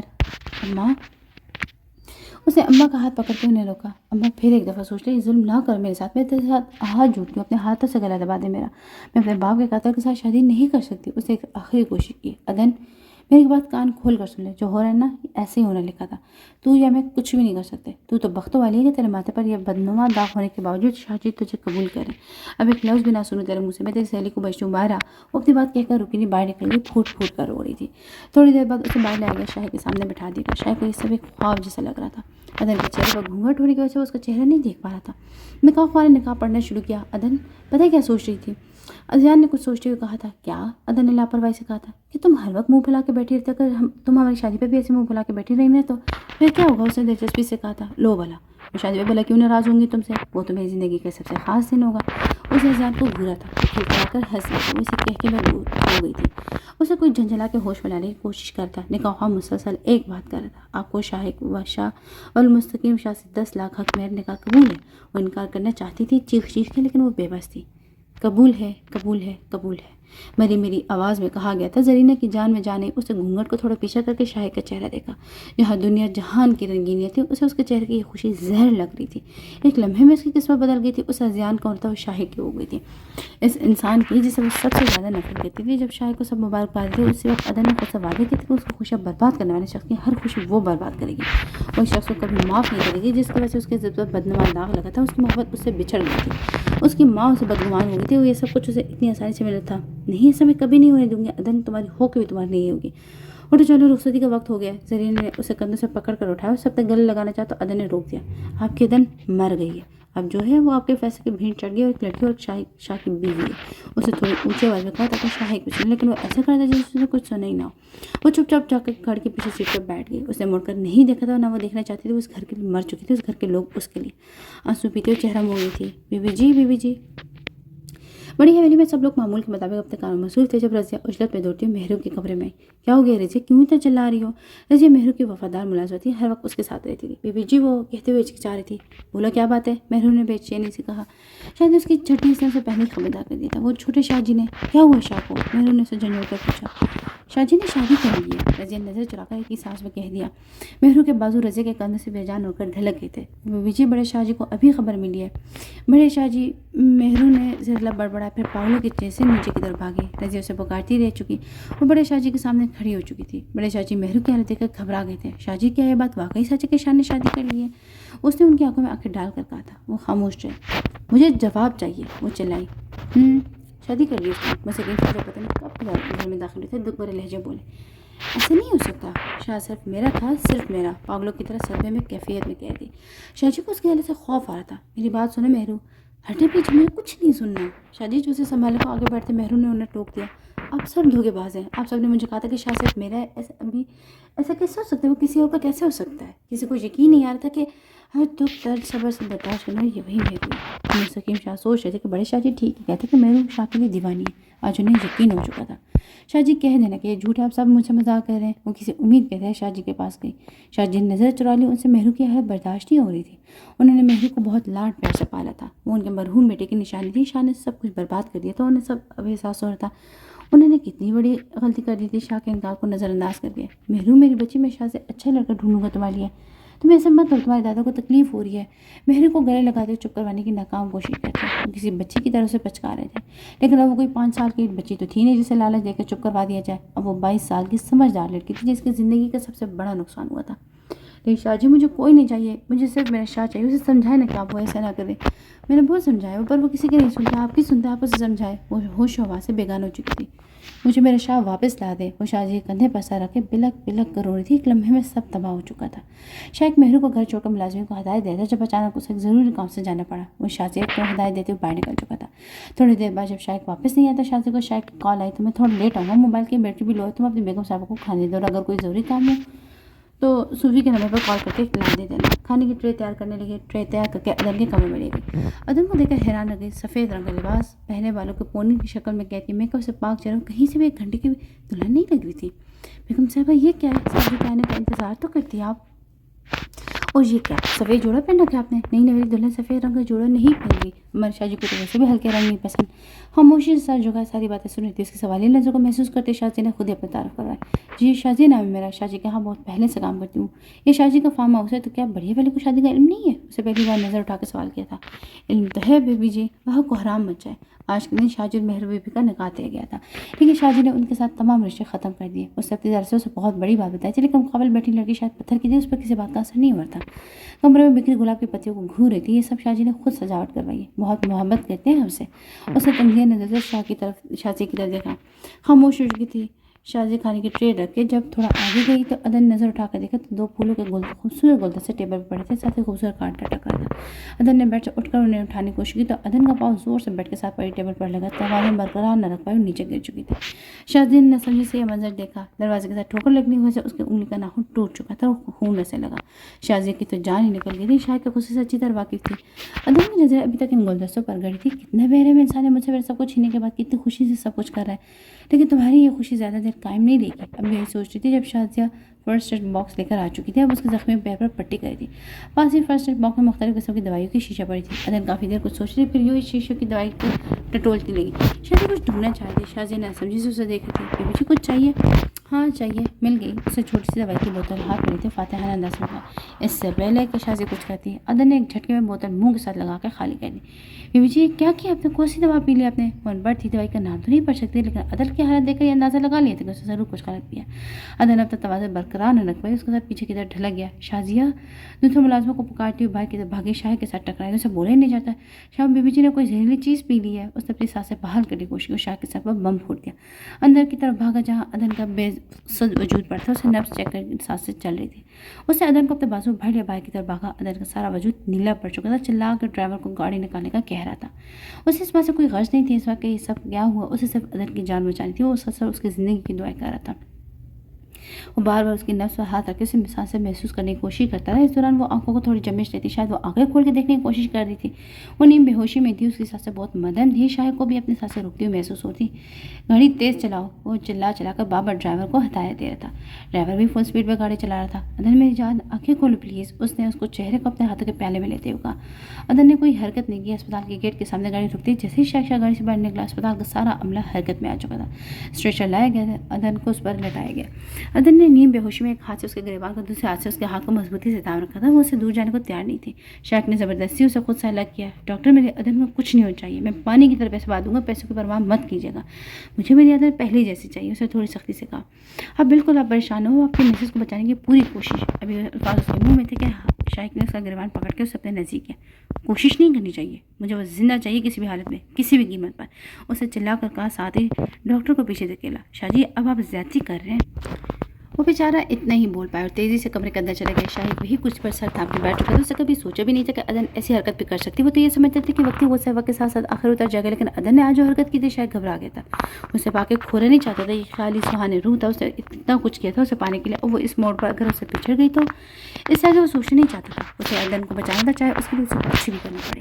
اس وقت ایک ہی ذاتی جو اس کی مدد کر سکتی تھی، وہ اٹھا اور اسپتال سے باہر نکل گیا۔ اسے گھڑی پر ٹائم دیکھا، مغرب کی اذانیں ہو چکی تھی۔ اس کی نظر کسی مسجد کو تلاش کری تھی۔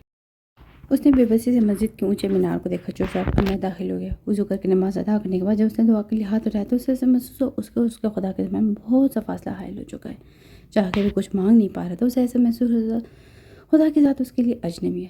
لیکن میں تو مسلمان ہوں، بچپن سے جانتا ہوں، اس ذات کو میرے لیے اجنبی کیسے ہو سکتی ہے وہ ذات؟ اس کے ذہن میں خیال آیا، میں کچھ بھی نہیں مانگ سکوں گا، میں نے خدا کی ذات کو اجنبی کر دیے، پھوٹ پھوٹ کر رو دیا۔ وہ میرے گناہوں کی سزا کے طور پر عدن کو مجھے چھین لے گا۔ نہیں، وہ بچوں کی طرح رو رہا تھا۔ پاس بیٹھے ایک سفید لباس میں ملبوس، سفید داڑھی، سفید بالوں بزرگ، ہاتھ میں تسبیح پکڑے کافی دیر سے نوجوان خوبصورت لڑکے کو روتے ہوئے دیکھ رہے تھے۔ آخر اس کے پاس گئے۔ میاں لگتا ہے چوٹ کھا کر آئے۔ شاہ نے مڑ کر آواز کی سمت دیکھا، جہاں ایک نورانی چہرے کے بزرگ مسکرا کر اسے دیکھ رہے تھے۔ آپ کو کیسے پتا کہ مجھے چوٹ لگی ہے؟ تم اس ذات کے سامنے جس طرح رو رہے ہو صاف ظاہر ہے۔ انہوں نے اسی لہجے میں کہا، میں انہیں منا رہا ہوں کہ کہہ رہا ہوں کہ میرے عدن مجھے واپس کر دیں، لیکن اب یہ شاید مجھے معاف نہ کریں۔ اس نے مایوسی سے کہا، عدن کون ہے؟ انہوں نے اس کی بات سننے کے بعد کہا، عدن میری بیوی ہے، آج ہماری شادی ہوئی، آج وہ مجھ سے دور چلی گئی۔ وہ ایک دفعہ پھر رونے لگا۔ بیٹا، مرد کو اللہ نے بہت طاقتور بنایا، صرف جسمانی لحاظ سے نہیں، اس کے جذبات اور احساسات کے لحاظ سے بھی۔ اگر تم یہاں بیٹھ کے کسی اور کے رو رہے ہو، اس کی زندگی کی بھیک مانگ رہے ہو، تو واقعی تمہیں بہت عزیز ہے۔ بزرگ نے ٹھہر ٹھہر کر کہا، جی بابا جی، میں اسے بہت محبت کرتا ہوں، وہ مجھ سے بچھڑ گئی تو میں زندہ نہیں رہ پاؤں گا۔ شاہد نے زندگی میں پہلی بار کسی سے تمیز سے بات کی تھی۔ جواب میں بزرگ مسکرانے لگا۔ اسے چونک کر انہوں نے دیکھا، بیٹا انسان کی تخلیق کس نے کی ہے؟ وہ اسی انداز میں پوچھ رہے تھے۔ شاہد کو یہ بہت بچکانا سوال لگا۔ اللہ نے، اس نے عام سے انداز میں کہا۔ ہاں تو اگر ایک بندہ اپنے اخلاق سے، اپنے خالق سے اتنا ٹائم دور رہ کر زندہ رہ سکتا تو انسان کے باہر کیوں نہیں رہ سکتا؟ وہ ابھی تک مسکرا رہے تھے۔ شاہد کو ان کی باتوں کی سمجھ نہیں آتی۔ بیٹا تمہیں پتہ ہے خدا نے انسان کو زبردست حوصلے سے نوازا ہے۔ انسان جو کہتا رہتا ہے کہ ایسا ہوگا تو میں جی نہیں پاؤں گا، جب وہ سچ میں ہوتا ہے تو یہ ساری باتیں کہیں پیچھے رہ جاتی ہیں۔ انسان کے ایک ہی ذات سے پختہ رشتہ ہے بیٹا، انسان اسے ایک ذات کے علاوہ ہر ایک بندے کے بغیر جی لیتا ہے۔ وہ پتہ نہیں کیا کہنا چاہتے، وہ سمجھ نہیں پاتے، لیکن پاپا جی میرے اور اللہ کے درمیان فاصلہ آ گیا، بہت طویل فاصلہ، اتنا کہ چاہ کے بھی یہ فاصلہ ختم نہیں کر سکتا میں. آپ جانتے نہیں ہیں کہ میں بہت نافرمان بندہ ہوں، آج بھی اپنے مطلب کے لیے اس کے سامنے بیٹھا ہوں، بہت شرمندہ تھا. یہ فاصلہ تمہارا خود ساختہ ہے، ورنہ تمہارے اس کے درمیان کبھی بھی فاصلہ نہیں آیا. وہ کبھی تم سے غافل نہیں ہے، وہ تو آج بھی تم سے غافل نہیں ہے. تمہارے آزاد سلامت ہے، تمہیں روز کھانا ملتا ہے، وہ کیسے تم سے غافل ہے؟ یہ تو تم اس سے غافل ہو، تم اسے بھولنے لگے ہو. اسے دور جانے والے بھی تم ہو، وہ تو تمہاری شیرک سے بھی زیادہ قریب ہے. اس کے بہت سے نام غیظ و غضب والے بھی، لیکن پہلے وہ رحمان ہے، پھر وہ جلال ہے. کبھی کبھی سوچتا ہوں کہ کیا واقعی خدا اپنے بندے کے معاملے میں غیظ و غضب کو مظاہرہ کرتے بھی ہے. پھر یاد آتا ہے کہ وہ تو اپنے بندوں سے 70 ماؤں سے بھی زیادہ محبت کرتا ہے. اور ایک ماں اپنے بچے کے بارے میں کبھی غیظ و غضب کو مظاہرہ نہیں کرتی. وہ جو خود اپنے بندوں کو مہربانی کی شفقت کی تلقین کرتا ہے، وہ خود کتنا شفیق و مہربان ہوگا. وہ تو اللہ کے بارے میں کچھ اور ہی رائے رکھتے تھے کہ جو شاہد کے رائے سے بہت مختلف تھے. تم مجھ سے دعا مانگو، تمہیں تکلیف میں نہیں دیکھ سکتا. تم سے بہت محبت کرتے، بس تمہیں تھوڑا آزما رہا ہے. اس کو محبت کرنے کا اپنا انداز ہے. وہ اس کا کندھا تھپتھپا کے چلے گئے تھے. وہ کتنی دور، بس خاموشی سے یوں ہی بیٹھ کے آنسو بہاتا رہا. خوشیتا بائی جب عشاء کی اذان کی آواز اس کے کان میں پڑی، اس کا خیال آیا کہ وہ کتنی دیر سے یہاں بیٹھا تھا، وہاں اذان اکیلی ہوگی، پتہ نہیں وہ کیسے ہوگی. اٹھا، مسجد عشاء کی نماز ادا کی اور مسجد سے باہر نکل چکا تھا. لیکن اب فرق اتنا تھا کہ اسے یقین تھا کہ اللہ اس کے دن کو کچھ نہیں ہونے دیں گے. جیسے ہی اسپتال کے اندر داخل ہوا، سیدھا ڈاکٹر کے پاس گیا، جس کی نرس کو ہدایت دے رہی تھی. شاہ جی کہاں چلے گئے تھے آپ کو یہ خوشخبری دینی ہے، آپ کی مسز اب خطرے سے باہر ہے. اس کے چہرے پر خوشی کی لہر دو گئی. کیا سچ میں اللہ نے اس کی سن لی تھی؟ میں ان سے مل سکتا ہوں؟ اس نے خوشی کے مارے بولے ہی نہیں جاتا. جی شاہ جی، لیکن فی الحال وہ ہوش میں نہیں، صبح تک ہوش آئے گا انہیں. ڈاکٹر نے اگلی صورتحال سے اسے آگاہ کیا. وہ مایوس ہوا. اچھا میں انہیں دیکھ تو سکتا ہوں نا؟ شور، ڈاکٹر مسکرا کر کہتا آگے بڑھ چکا تھا. وہ تیزی سے کمرے کے اندر داخل ہوئے، بیڈ پر آنکھیں بند کی بے ہوش پڑی تھی. شاہد کا دل بجھ سا گیا. وہ کتنا بولتی تھی اور اب ایسا خاموش وہ اسے اچھی نہیں لگ رہی تھی. وہ چپ چاپ اس کے قریب کچھ بار بیٹھ کر اسے دیکھنے لگا. اس نے اس کا ہاتھ جس پر سفید پٹی تھی، جس میں سے ڈرپ لگی ہوئی تھی، اٹھا کے لبوں کے ساتھ لگا لیا. اپنی انگلیاں اس کے بالوں میں پھیرنے لگا. وہ اسی طرح تھی کہ اس کے جسم میں کوئی حرکت نہیں آئی. وہ یوں ہی بیٹھا رہا. پتہ نہیں کب رات کے 2 بجے، پھر 3 اور 4 جب ادن کے وجود میں حرکت ہوئی. شاہد نے آنکھیں کھول کر دیکھا. ادن آہستہ آہستہ ہوش میں آ رہی تھی. مستقیم اب محروم کو سمجھائی، وہ کچھ بھی سمجھنے کو تیار نہیں ہے. رات سے کچھ کھانا بھی نہیں کہا. ہم سے اس کی یہ حالت نہیں دیکھی جا رہی. بڑے شاہ جی افسردہ لہجے میں کہتے ہیں. افسردہ تو حویلی کے سبھی لوگ ہیں، لیکن مہرو کی حالت اب کسی سے برداشت نہیں ہو رہی تھی. رضیہ بتا رہی ہے کہ مہرو کو بہت تیز بخار ہے. ہم نے بھی ڈاکٹر کو کال کیا، وہ آتا ہی ہوگا. مستقیم شاہ نے ٹیبل سے چائے کا کپ اٹھاتے ہوگا. مہرو کو بخار ہے اور آپ ہمیں ابھی بتا رہے ہیں؟ وہ اپنے چائے وہی ٹیبل پر چھوڑ کر اٹھ کے جانے لگے. وہ ایک کندھے پر شال ڈالے باروب شاہ جی نہیں تھے، بلکہ ایک ہارے ہوئے شخص تھے. وہ کمرے میں دستک دے کر اندر داخل ہوئے. مہرو بیڈ پر آنکھیں بند کیے نیم دراز تھی. پیلی رنگت، بکھرے بال، آنکھوں کے نیچے بڑے ہلکے، کہیں سے بھی پہلے والی مہرو نہیں لگ رہی تھی. شاہ جی کے دل کو کچھ ہوا. میرے شیر بیٹے کو کیا ہوا ہے؟ انہوں نے اس کے قریب بیٹھے اس کے سر پر بوسہ دیا. اس نے آنکھیں کھول کر انہیں دیکھا اور ان سے لپٹ چکی تھی. نہ میری جان، اب نہیں رونا. آپ کے دادا ہیں نا، سب ٹھیک ہو جائے گا. شاہ خود تمہارے قدموں میں آئے گا، ہم وعدہ کرتے تم سے. وہ اسے تسلی دیتے یا سچ کہتے مستقیم شاید سمجھ نہیں پا رہے تھے. انہوں نے اس کے آنسو صاف کیے. کمرے میں ڈاکٹر کہتے ہی تمام افراد خاموش ہو چکے تھے. اذان، آنکھیں کھولو. اس نے اس کے قریب ہوتے ہوئے کہا. اس کی مخصوص خوشبو اس کو اپنے قریب محسوس ہوئی. تو کیا واقعی اذان اس کے قریب بیٹھا تھا؟ اس نے آنکھیں کھول کر دیکھنے کی کوشش کی، لیکن اسے اپنا سر بھاری ہوتے محسوس ہوا. اس نے اپنا ہاتھ اٹھا کے پاس بیٹھے شخص کے دل پر رکھا. شاید اس کی دھڑکن محسوس کرنا چاہتی تھی. اس کا ایک ہاتھ اس شخص کے ہاتھ میں تھا. اذان نے آنکھیں کھول کر ہوش میں آنے کی کوشش کی. 2-3 منٹ تک وہ اپنے اوپر جھکے شخص کو دیکھتی رہی. پھر ایک جھٹکے سے اسے پیچھے دیکھ لیا. وہ اذان نہیں تھا. آہستہ آہستہ اسے سب یاد آنے لگا. ابھی اسپتال میں تھی کہ زندہ بچ گئی تھی. ہٹو پیچھے، میرے قریب مت آنا. وہ چلائی. مجھے کیوں بچایا تم نے؟ وہ ابھی بھی چلا رہی تھی. مر جانے دیتے مجھے. چپ، بالکل آئندہ ایسی بات اپنے منہ سے مت نکالنا. وہ ایک دفعہ پھر اس کے قریب آیا تھا. میں تمہیں مرنے نہیں دے سکتا تھا. پتہ ہے کیوں؟ اس نے اس کا ہاتھ اٹھا کر اپنے دل پر رکھا. اس کا دل بہت تیز دھڑک رہا تھا، کیونکہ دل سے اگر دھڑکن جدا ہو جائے تو بندہ مر جاتا ہے. وہ اتنی محبت سے کہا تھا کہ ادن اس کی آنکھوں میں نہیں دیکھنا چاہتی تھی. تم آرام کرو، میں آتا ہوں. اس نے اس کے ماتھے پر بوسہ دیا اور آگے بڑھ چکا تھا. کیا پاگل بنے یہ؟ ادن سوچ کے رہ گئی تھی. اسے کل ہی ڈسچارج کر دیا گیا تھا. شاید اسے اب مزید وہاں رکھنے پر رضامند نہیں تھا. وہ جتنا جلدی ہو سکے وہاں یہاں سے لے جا کر اپنی نظروں کے سامنے رکھنا چاہتا تھا، کیونکہ ڈاکٹر نے بھی اس معاملے میں خاموشی اختیار کر لی تھی، کیونکہ سب کو اپنی عزت پیاری تھی. شاید سے کچھ بعید بھی نہیں تھا کسی وقت کسی کو ذلیل کر دے. اس نے جیسا کہا تھا سب نے مان لیا تھا. ادن نے البتہ جلدی جان سے انکار کر دیا تھا. 2 گھنٹے سے اس کے قریب بیٹھا اسے منانے کی کوشش کرتا، لیکن وہ ایک ہی راگ الاپ رہی تھی. وہی رکنے پر مزید تھی. کم از کم 2 یا 3 دن. مجھ سے بھاگ رہی ہو؟ اس نے ایک ہاتھ ڈوری کے نیچے ٹکا کر دلچسپی سے اسے دیکھا. اس نے نظروں کا زاویہ باہر کھڑکی جانب موڑ لیا. خیر، کب تک بھاگو گی؟ ہو تو تم میری، مجھ سے دور نہیں بھاگ سکتی تم. اس نے کندھے اچکا دیے. کیا مطلب تمہاری ہوں؟ کوئی زر خرید ہو تمہاری؟ دل ملا کر بولی. زر خریدوں کے ساتھ ایسا سلوک نہیں کیا جاتا میری جان. اس نے نچلا ہونٹ دانتوں کے نیچے دباتے ہوگا. ہاں بالکل ٹھیک کہہ رہے ہیں آپ. اس سے بھی زیادہ بدتر سلوک کیا آپ نے میرے ساتھ. مجھے اب کسی رحم کی اپیل مت کیجیے گا. وہ ہاتھ باندھ کے طنز سے کہتی. میں رحم کی اپیل کرنے والے لوگوں میں سے ہوں بھی نہیں بدن بھی نہ ہی میں اپنا حق کے لیے اونچے اونچے نعرے لگاتا ہوں. مجھے اپنا حق لینا آتا ہے، چاہے غصے سے یا پیار سے. اسے نرمی سے اس کے گال کو چھوا، وہ گاڑی کی چابی اٹھا کر جانے لگا. اور ہاں، گاڑی میں بیٹھوں صرف 3 منٹ تک نرس کو بھیجو. اگر 3 منٹ تک تم تشریف نہ لے کے آئی نا تو میں خود آؤں گا اور تمہیں اٹھا کر گاڑی تک لے کے جاؤں گا. تم جانتی ہو کہ یہ میرے لیے کچھ مشکل نہیں ہے. لاپرواہی سے کہتا آگے بڑھ چکا تھا. اپنی بے بسی پر آنسو پی کے رہ گئی. تھوڑی دیر بعد گھر واپس آ گئی تھی. آتے کمرے میں گھس چکی تھی. شازیہ نے چائے کو پانی دیا. خاموشی سے وہ کھڑی ہوئی. سنو، اس دن نظر نے زہر کیسے کھائی تھی؟ نارمل لہجے میں کہہ رہا تھا. وہ شاہ جی، بی بی جی کے پاؤں پر چوٹ لگتی تھی تو میں دوائی لگا رہی تھی. بی بی جی نے دوائی اٹھا کے پی لی. شیخ نے گلاس زور سے زمین پر رکھ دیا. شازیہ سہم گئی. آواز سن کر ادن بھی کمرے سے باہر نکل گئی. تو میں نے یار روٹیاں توڑنے رکھا ہوا ہے، اس کی ذمہ داری دی ہوئی ہے تمہیں، اور تمہیں اتنے نارمل لے جاؤ کہتی ہو اسے دوائی پی لی. میری جان نکل گئی تھی. کیا کفی نہیں کہ میری بیوی مجھے بہت عزیز ہے، میں اس پر کمپرومائز ہرگز نہیں کروں گا. آئندہ سے کوئی کوتاہی میں ہرگز معاف نہیں کروں گا. اسے انگلی سے وارن کرتے ہوئے آگے بڑھ چکا تھا. ادن محض اسے دیکھ کر رہ چکی تھی. وہ ڈرائیونگ کر رہا تھا جب اس کا موبائل بار بار بج رہا تھا. ڈرائیونگ کے دوران کال پک نہیں کرتا تھا، لیکن کال کرنے والا شاید بہت ٹھیٹ ہے. اس نے کہا کہ موبائل اٹھا کر دیکھا. شاہ جی کا نمبر دیکھ کے چونک گیا. اس کے بعد گھر سے کسی نے مجھ سے رابطہ نہیں کیا تھا اور اچانک اسے کچھ سوچ کے کال پک کر لی. ہیلو شاہ، کہاں ہیں آپ؟ شاہ جی کی آواز ابری. میں کسی کام سے جا رہا ہوں. آپ کو کوئی کام ہے کیا؟ وہ حیران تھا. ہاں کام تو ہے. تو میرے آفس آ سکتے ہو اس وقت؟ نارملی جب بات کرتے کچھ دیر وہ خاموش ہو گئی، پھر کچھ سوچ کے حامی بیٹھ لی. کال کاٹ دی. اب اس کا رخ آفس کی طرف تھا.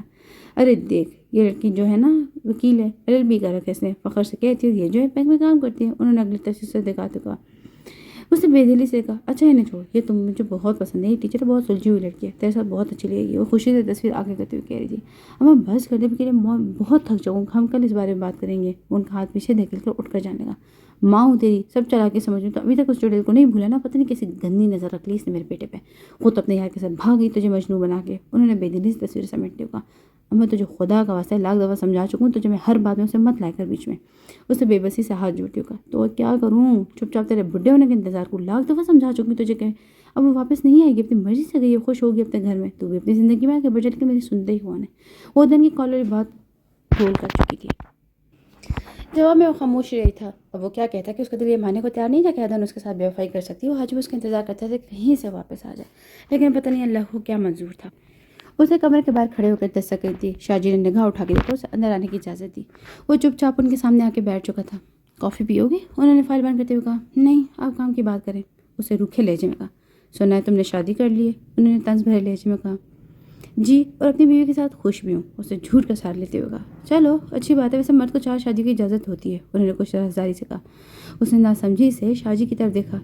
تو ٹوک بات کروں گا. ایک شادی تم نے اپنی مرضی سے کی، ایک ہماری مرضی سے کر لو. حویلی واپس آ جاؤ. اور نے ایسا کہا جیسے کوئی بزنس ڈیل کر رہے ہو.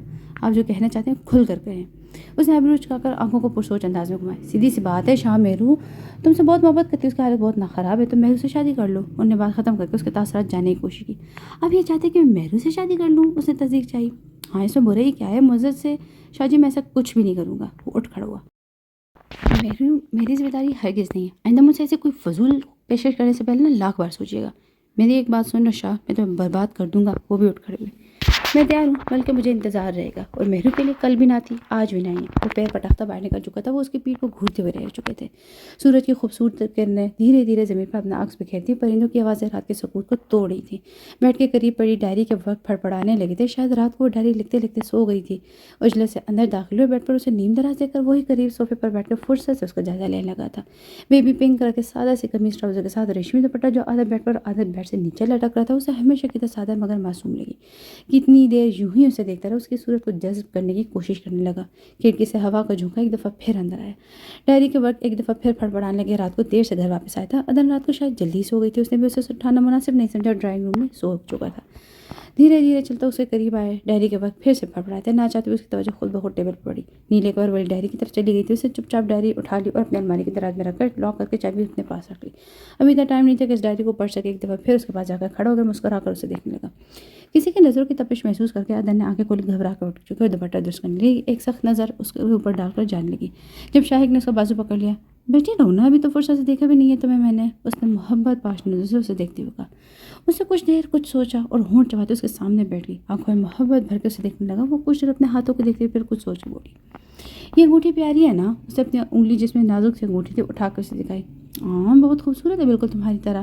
اس نے مسکرا کر کہا.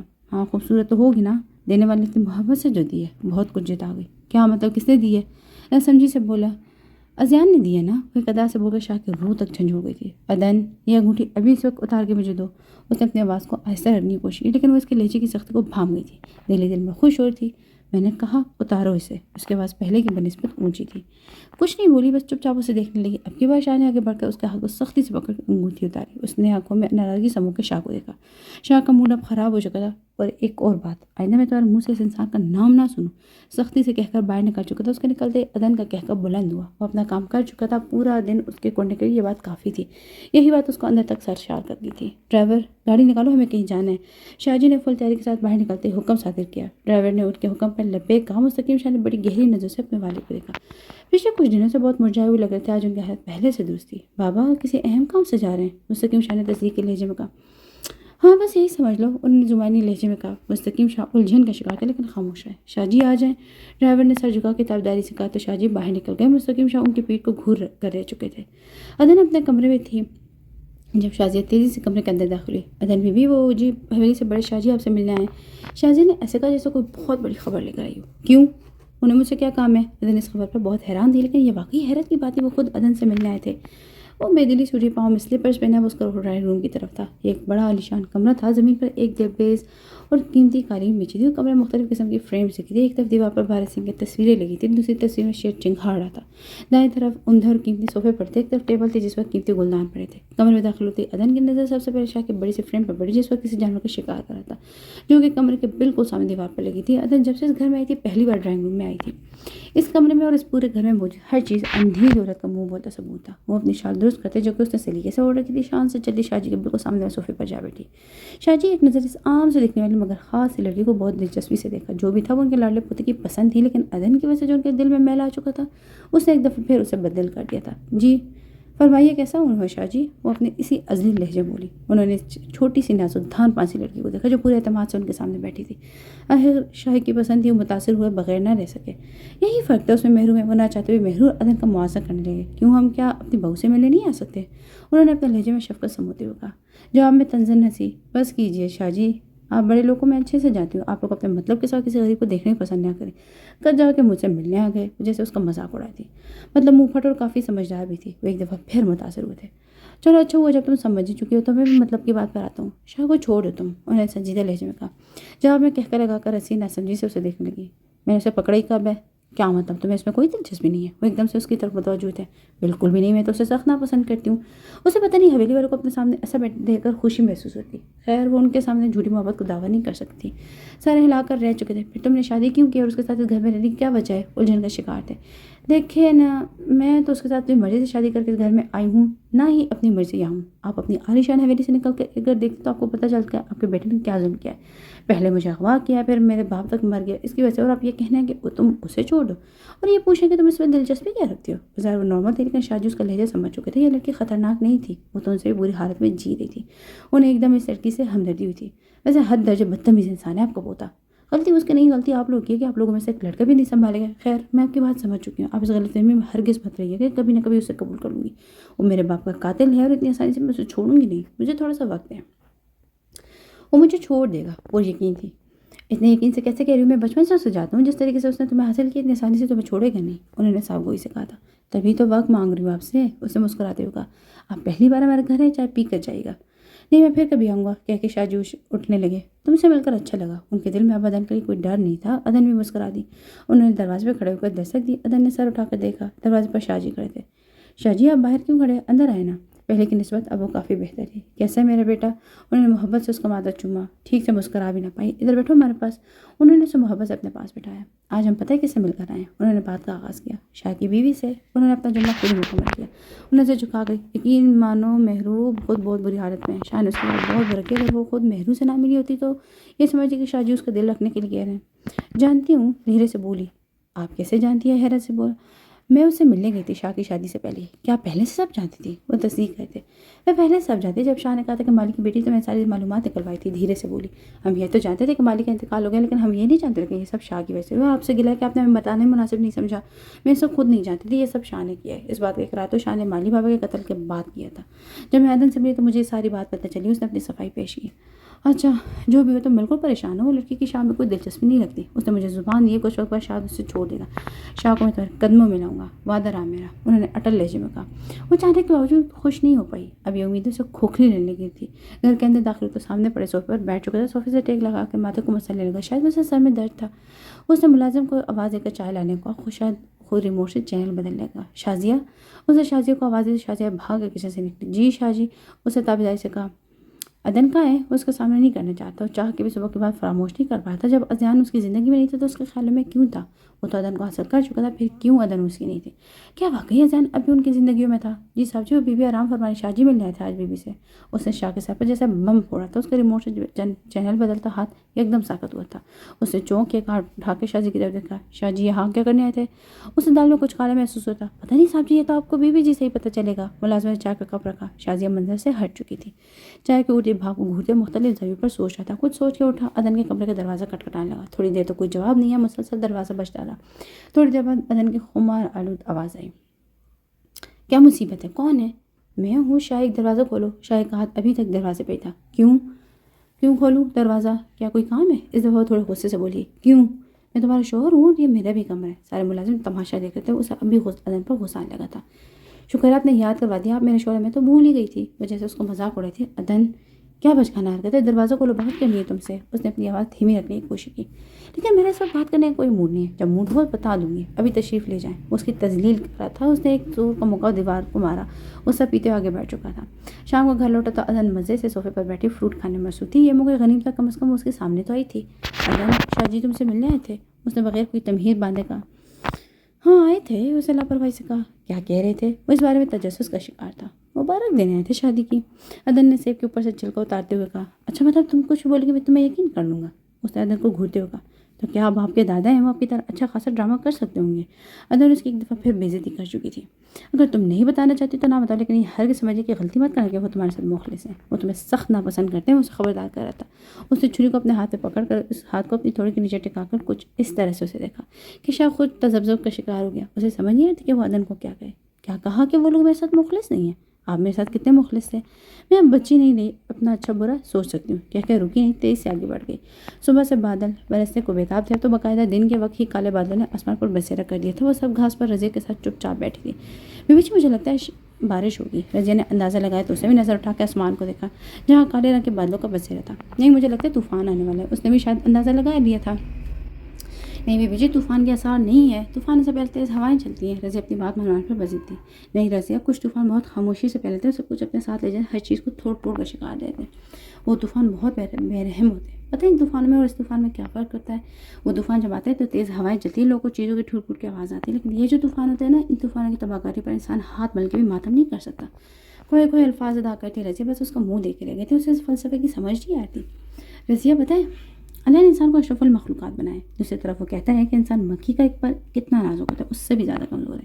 اس کو اگر ہم اپنے نظریے سے دیکھیں تو شاید اس سے اللہ کی یہ مراد ہے کہ بہت سی جگہوں پر انسان بااختیار ہے، مطلب افضل ہے، وہ اشرف المخلوقات ہے۔ وہ جب اشرف المخلوقات ہے تو مطلب وہ سب کچھ کر سکتے ہیں، اللہ نے اختیار دے دی ہے۔ جہاں وہ اس درجے سے گر گیا وہاں وہ مکھی کے پر سے بھی زیادہ، جب قسمت فیصلہ سنا دیتی ہے تب انسان مکھی کے پر سے بھی زیادہ کمزور ہو جاتا ہے۔ اس وقت اسے ذرا الٹی چال چلنی پڑتی ہے، اس وقت اسے خود کو دوبارہ اشرف المخلوقات کے درجے پر لا کر کھڑا کرنا پڑتا ہے، ورنہ دی اینڈ ہو جاتا ہے۔ دی اینڈ سمجھتی ہو؟ اسے رخ موڑ کے رضیہ کے چہرے کی طرف دیکھا، یہ ساری باتیں اس کے سر سے گزر رہی تھی۔ اس نے نفی میں سر لائی دیا، مطلب سب ختم، اس کے بعد کچھ نہیں ہوتا۔ تمہیں پتہ ہے رضیہ، مجھے شاہ سے بہت محبت تھی، اسے بھی مجھ سے محبت ہونی چاہیے تھی، لیکن نہیں ہوئی۔ پتہ ہے کیوں؟ اس نے پھر سوال کیا تھا۔ کیونکہ میرے اور شاہ کے راستے بہت مختلف تھے، وہ آگ تھا تو میں پانی تھی، میں مٹی تھی تو وہ سونا تھا، مجھے زمین پر رہنا تھا تو اسے اڑنا تھا۔ ایسا ہی فرق شاہ اور ادن میں بھی ہے، ہم تینوں لوگ ٹھیک چل رہے تھے۔ مجھے شاہ سے محبت تھی تو ادن کو کسی اور سے شاید میں یقین سے نہیں کہہ سکتی، اور شاید اگر اسے کسی سے محبت ہی بھی تو اسے بھی ادن سے ہونی چاہیے۔ میں نہیں جانتی کہ ادن نے اس دن مجھ سے کتنا سچ کہا تھا۔ ہم سب اپنے راستوں پر چل رہے تھے، لیکن پتہ ہے اب کیا ہو گیا؟ ہم سب کچھ وقت کے لیے اپنے راستے سے بھٹک گئے، ہم اپنی منزل کو بھول کر کہیں اور نکل گئے، اور جب کوئی مسافر راستہ بھٹک جائے تو اسے راستہ دکھا دینا چاہیے، اس سے پہلے کہ ساری عمر کے لیے مسافر ہی بن جائے۔ شاہ نے غلط راستے کا انتخاب کیا اور ہم سب کو مسافر ہی بنا دیا، بھٹکے ہوئے مسافر۔ شاہ خود ایسا بد نصیب مسافر ہے کہ وہ جیسے جیسے آگے بڑھتا گیا واپسی کے سارے راستے بند کرتے چلے گئے۔ وہ خود تو مسافر بنا، اس نے ہم سب کو بھٹکا دیا۔ وہ واپس ضرور آئے گا کیونکہ جس راستے پر وہ اس کی کوئی منزل نہیں ہے، بس طویل سفر ہے۔ جب وہ سفر کر کے تھکے گا تو واپسی کا راستہ بھی سوچے گا، تب اسے محسوس ہوگا کہ وہ راستہ بھٹک چکا ہے۔ مہرو کی آنکھوں میں نمی تیرنے لگی، اٹھے بیوی موسم زیادہ خراب ہو رہا ہے، چلے اندر چلتے ہیں۔ رضیہ نے اس کا ذہن بھٹکانے کے لیے کہا تھا۔ اس نے خاموشی سے چادر درست کی اور اندر چلی گئی۔ بس سنو، عدن اس کے سامنے آ کر کھڑی ہو چکی تھی۔ یہ کیا بدتمیزی ہے، نظر نہیں آ رہا میں ٹی وی دیکھ رہی ہوں؟ شاہ نے مصنوعی غصہ دکھاتے ہوئے کہا۔ اسے عدن کی حرکت پسند آئی تھی۔ مجھے نہیں پتا تھا تم ایک انتہائی جھوٹے دھوکے باز انسان ہونے کے ساتھ ساتھ چور بھی ہو۔ اس نے دونوں ہاتھ کمر پر رکھتے ہوئے کہا تو شاہ کی ہنسی چھوٹ گئی۔ کیا مطلب؟ اس نے انجان بنتے ہوئے کہا۔ کیا تم نے میری ڈائری چھپائی ہے؟ وہ اسی انداز میں کھڑی تھی۔ بیوی کی کوئی بھی چیز اٹھانا چوری نہیں ہوتی۔ مکمل ڈٹائی کا مظاہرہ کر رہا تھا۔ بے شک وہ بیوی آپ کو شوہر نہ بھی تسلیم کرے۔ اس نے ہاتھ باندھ کے طنز کیا تھا۔ اس بات کا میرے پاس پروف ہے نکاح میں، جو میں ہر وقت جیب میں لے کر گھومتا ہوں، کہ جا کے تم کبھی بھی کر جاؤ۔ اس نے ہنسی دباتے ہوئے سنجیدگی سے کہا۔ یہ ساری باتیں نا ایک جگہ مجھے میری ڈائری واپس کرو۔ اس نے ہاتھ آگے بڑھا کر کہا۔ تم یہ کیسے کہہ سکتی ہو کہ ڈائری میں نے اٹھائی ہے؟ کیونکہ صبح میرے کمرے میں تم ہی آئے تھے۔ اسے شاہ کو ایک گھوری سے نوازا۔ کیوں؟ میں تمہاری ڈائری چرانے آیا تھا؟ اسے کندھے اچکا کے لاپرواہی سے کہا۔ عدن نے پاس پڑی فروٹ باسکٹ میں چھری نکالی۔ مجھے ڈائری واپس کرو ورنہ میں اپنی نفس کاٹ لوں گی۔ اسے چھری اپنی کلائی پر رکھتے ہوئے کہا۔ شاہ کی تو جان نکل گئی تھی۔ یہ کیا بچپن ہے، چھری مجھے واپس کرو، سختی سے کہہ رہا تھا۔ نہیں، پہلے میری ڈائری دو۔ وہ بزی تھی۔ کیا ہے ایسا اس ڈائری میں؟ اس سے دور کھڑے رہے بہتری جانی۔ میرے لیے بہت بہت قیمتی ہے، میرا اور اذان کے ساتھ گزرا ایک ایک لمحہ کہہ دے۔ اسے صاحب کوئی سے کہا۔ اس کے ساتھ شاہ کا ہاتھ اٹھ گیا تھا۔ بہت بنی بس اسے دیکھ رہی تھی۔ اذان کا نام آئندہ میں تمہاری زبان سے نہ سنوں۔ دوسرے ہاتھ سے اس نے چھری لیتے ہوئے سختی سے کہا تو اسے وہی چھوڑ کر خود آگے بڑھ چکا تھا۔ تیزی سے کمرے کے اندر داخل ہوئے ڈائری نکال کر اس کو کھول کر پڑھنے لگا۔ اس نے دروازہ اندر سے بند کر لیا تھا۔ ہر صفحے پر اذان کی محبت کوئی نئے انداز سے بیان کیا تھا۔ شاہ کا خون کھول کے رہ گیا تھا۔ کہیں اس کو اذان کی تصویر تھی، کہیں اذان کھڑا مسکرا رہا تھا۔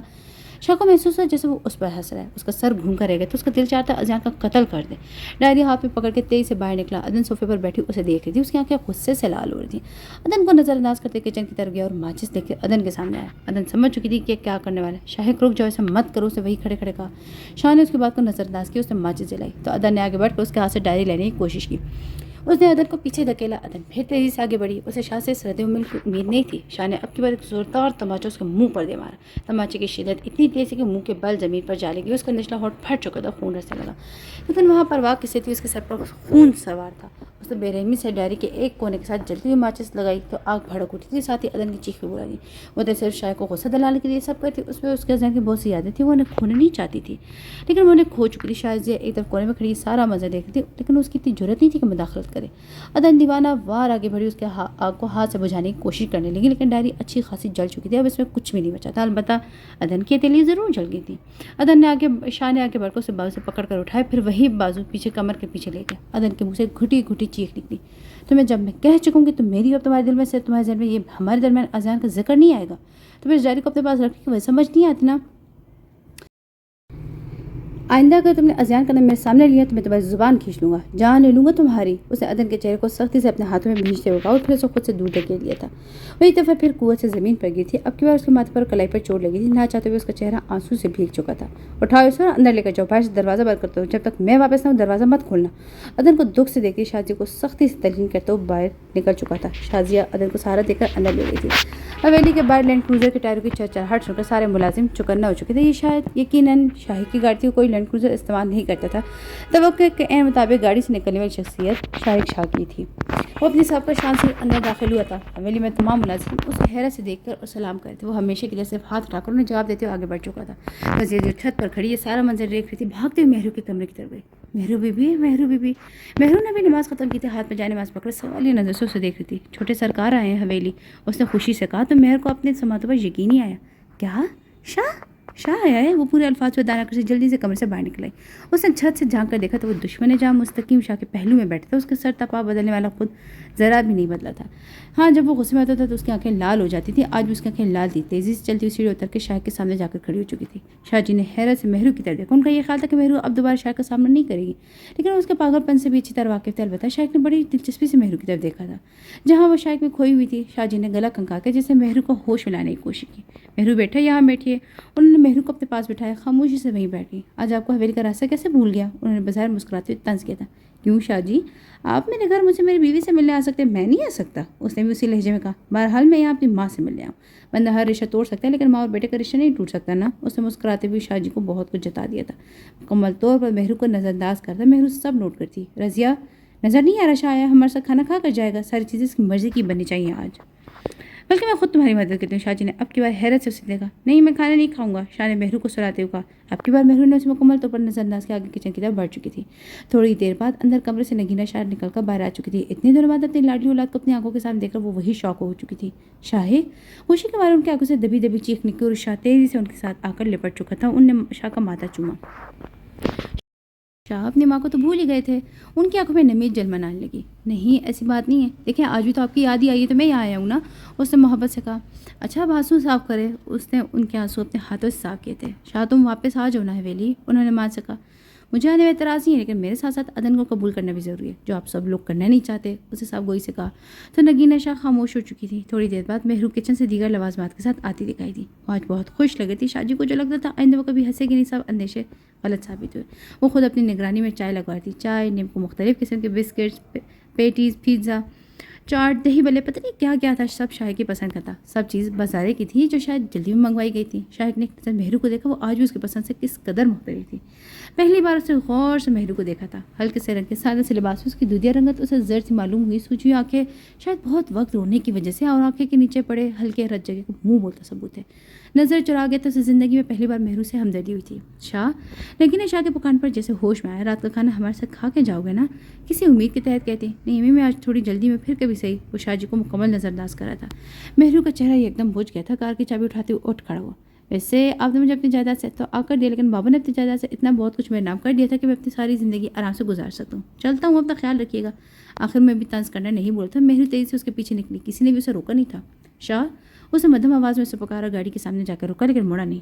پتہ نہیں کیوں اسے کترا رہا تھا. آتے جاتے رہا کرو, وہ امید بھرے لہجے میں کہتے ہوئے پلٹ گئی تھی. وہ آگے بڑھ چکی تھی. شازیہ, شازیہ, وہ آتے شاہ جی کو پکارنے لگا. جی شاہ جی. عدن نے کچھ کھایا. وہ اب پہلے کی نسبت کافی حد تک نارمل ہو چکا تھا. نہیں صاحب جی, وہ کچھ نہیں کھا رہی. انہوں نے تو رو رو کر اپنا برا حال کر لیا. اس سے پریشانی سے کہا تو وہ سوچ میں پڑ گیا. اچھا سنو, تم ٹرے تیار کرو, میں خود جاتا ہوں. وہ سارے ہلا کر چلی گئی تھی. تھوڑی دیر بعد ٹرے لے آئی. وہ ٹرے لے کر اندر داخل ہو. کمرے میں گھپ اندھیرا تھا. بس اس کی سسکیوں کی آواز گونج رہی تھی. شاہ کے دل کو کچھ ہوا. سارا غصہ جھاگ بن کر بیٹھ چکا تھا. اس نے کمرے کی لائٹ جلائی. عدن سرہانے میں منہ چھپائے رو رہی تھی اور ٹرے اس کے قریب رکھ کر وہیں بیٹھ چکا تھا. کچھ دیر خاموشی رہی. اس نے اس کا جائزہ لیا. نچلے ہونٹ سے بہتا خون اب سوکھ چکا تھا.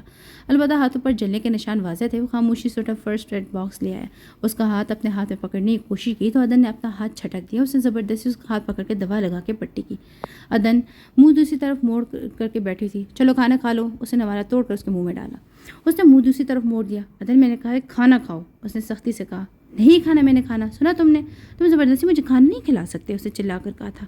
عدن, کہ ایسا نہیں ہو سکتا کہ سب نارمل ہو جائے. میں تم سے بہت محبت کرتا ہوں عدن, بس میں تمہارے منہ سے کسی اور کا نام برداشت ہی کر سکتا. اور اس کا یہ نتیجہ نکلا. اس نے اسے سمجھانے کی کوشش کی. بس کرو شاہ, محبت کو بدنام کرنا چھوڑ دو. محبت کرنے والے تمہارے جیسے نہیں ہوتے. وہ جیسے بھی ہوتے ہیں پر ظالم نہیں ہوتے. تم ایک جنونی آدمی ہو. تمہارے اس جنون کی ضد میں ہم سب آ چکے ہیں. تم خود تو اندھے کنویں میں تھے, مجھے بھی ساتھ سے کھیل دیا. تم کیا سمجھتے ہو زور زبردستی تم مجھے خود سے محبت کروا لو گے؟ نہیں شاید, میں تمہیں اگر اپنی محبت کا خون معاف کر بھی دیتی ہوں, اپنے باپ کا قتل ہرگز نہیں بخشوں گی. لگے گی تمہیں میری بھی, اذیان کی بھی, مہرو کی بھی. چلا چلا کے غصے سے کہتی. شاید نے ایک جھٹکے سے کھانے کی ٹرے زمین دوست کی عدن کو بال سے پکڑ لیا.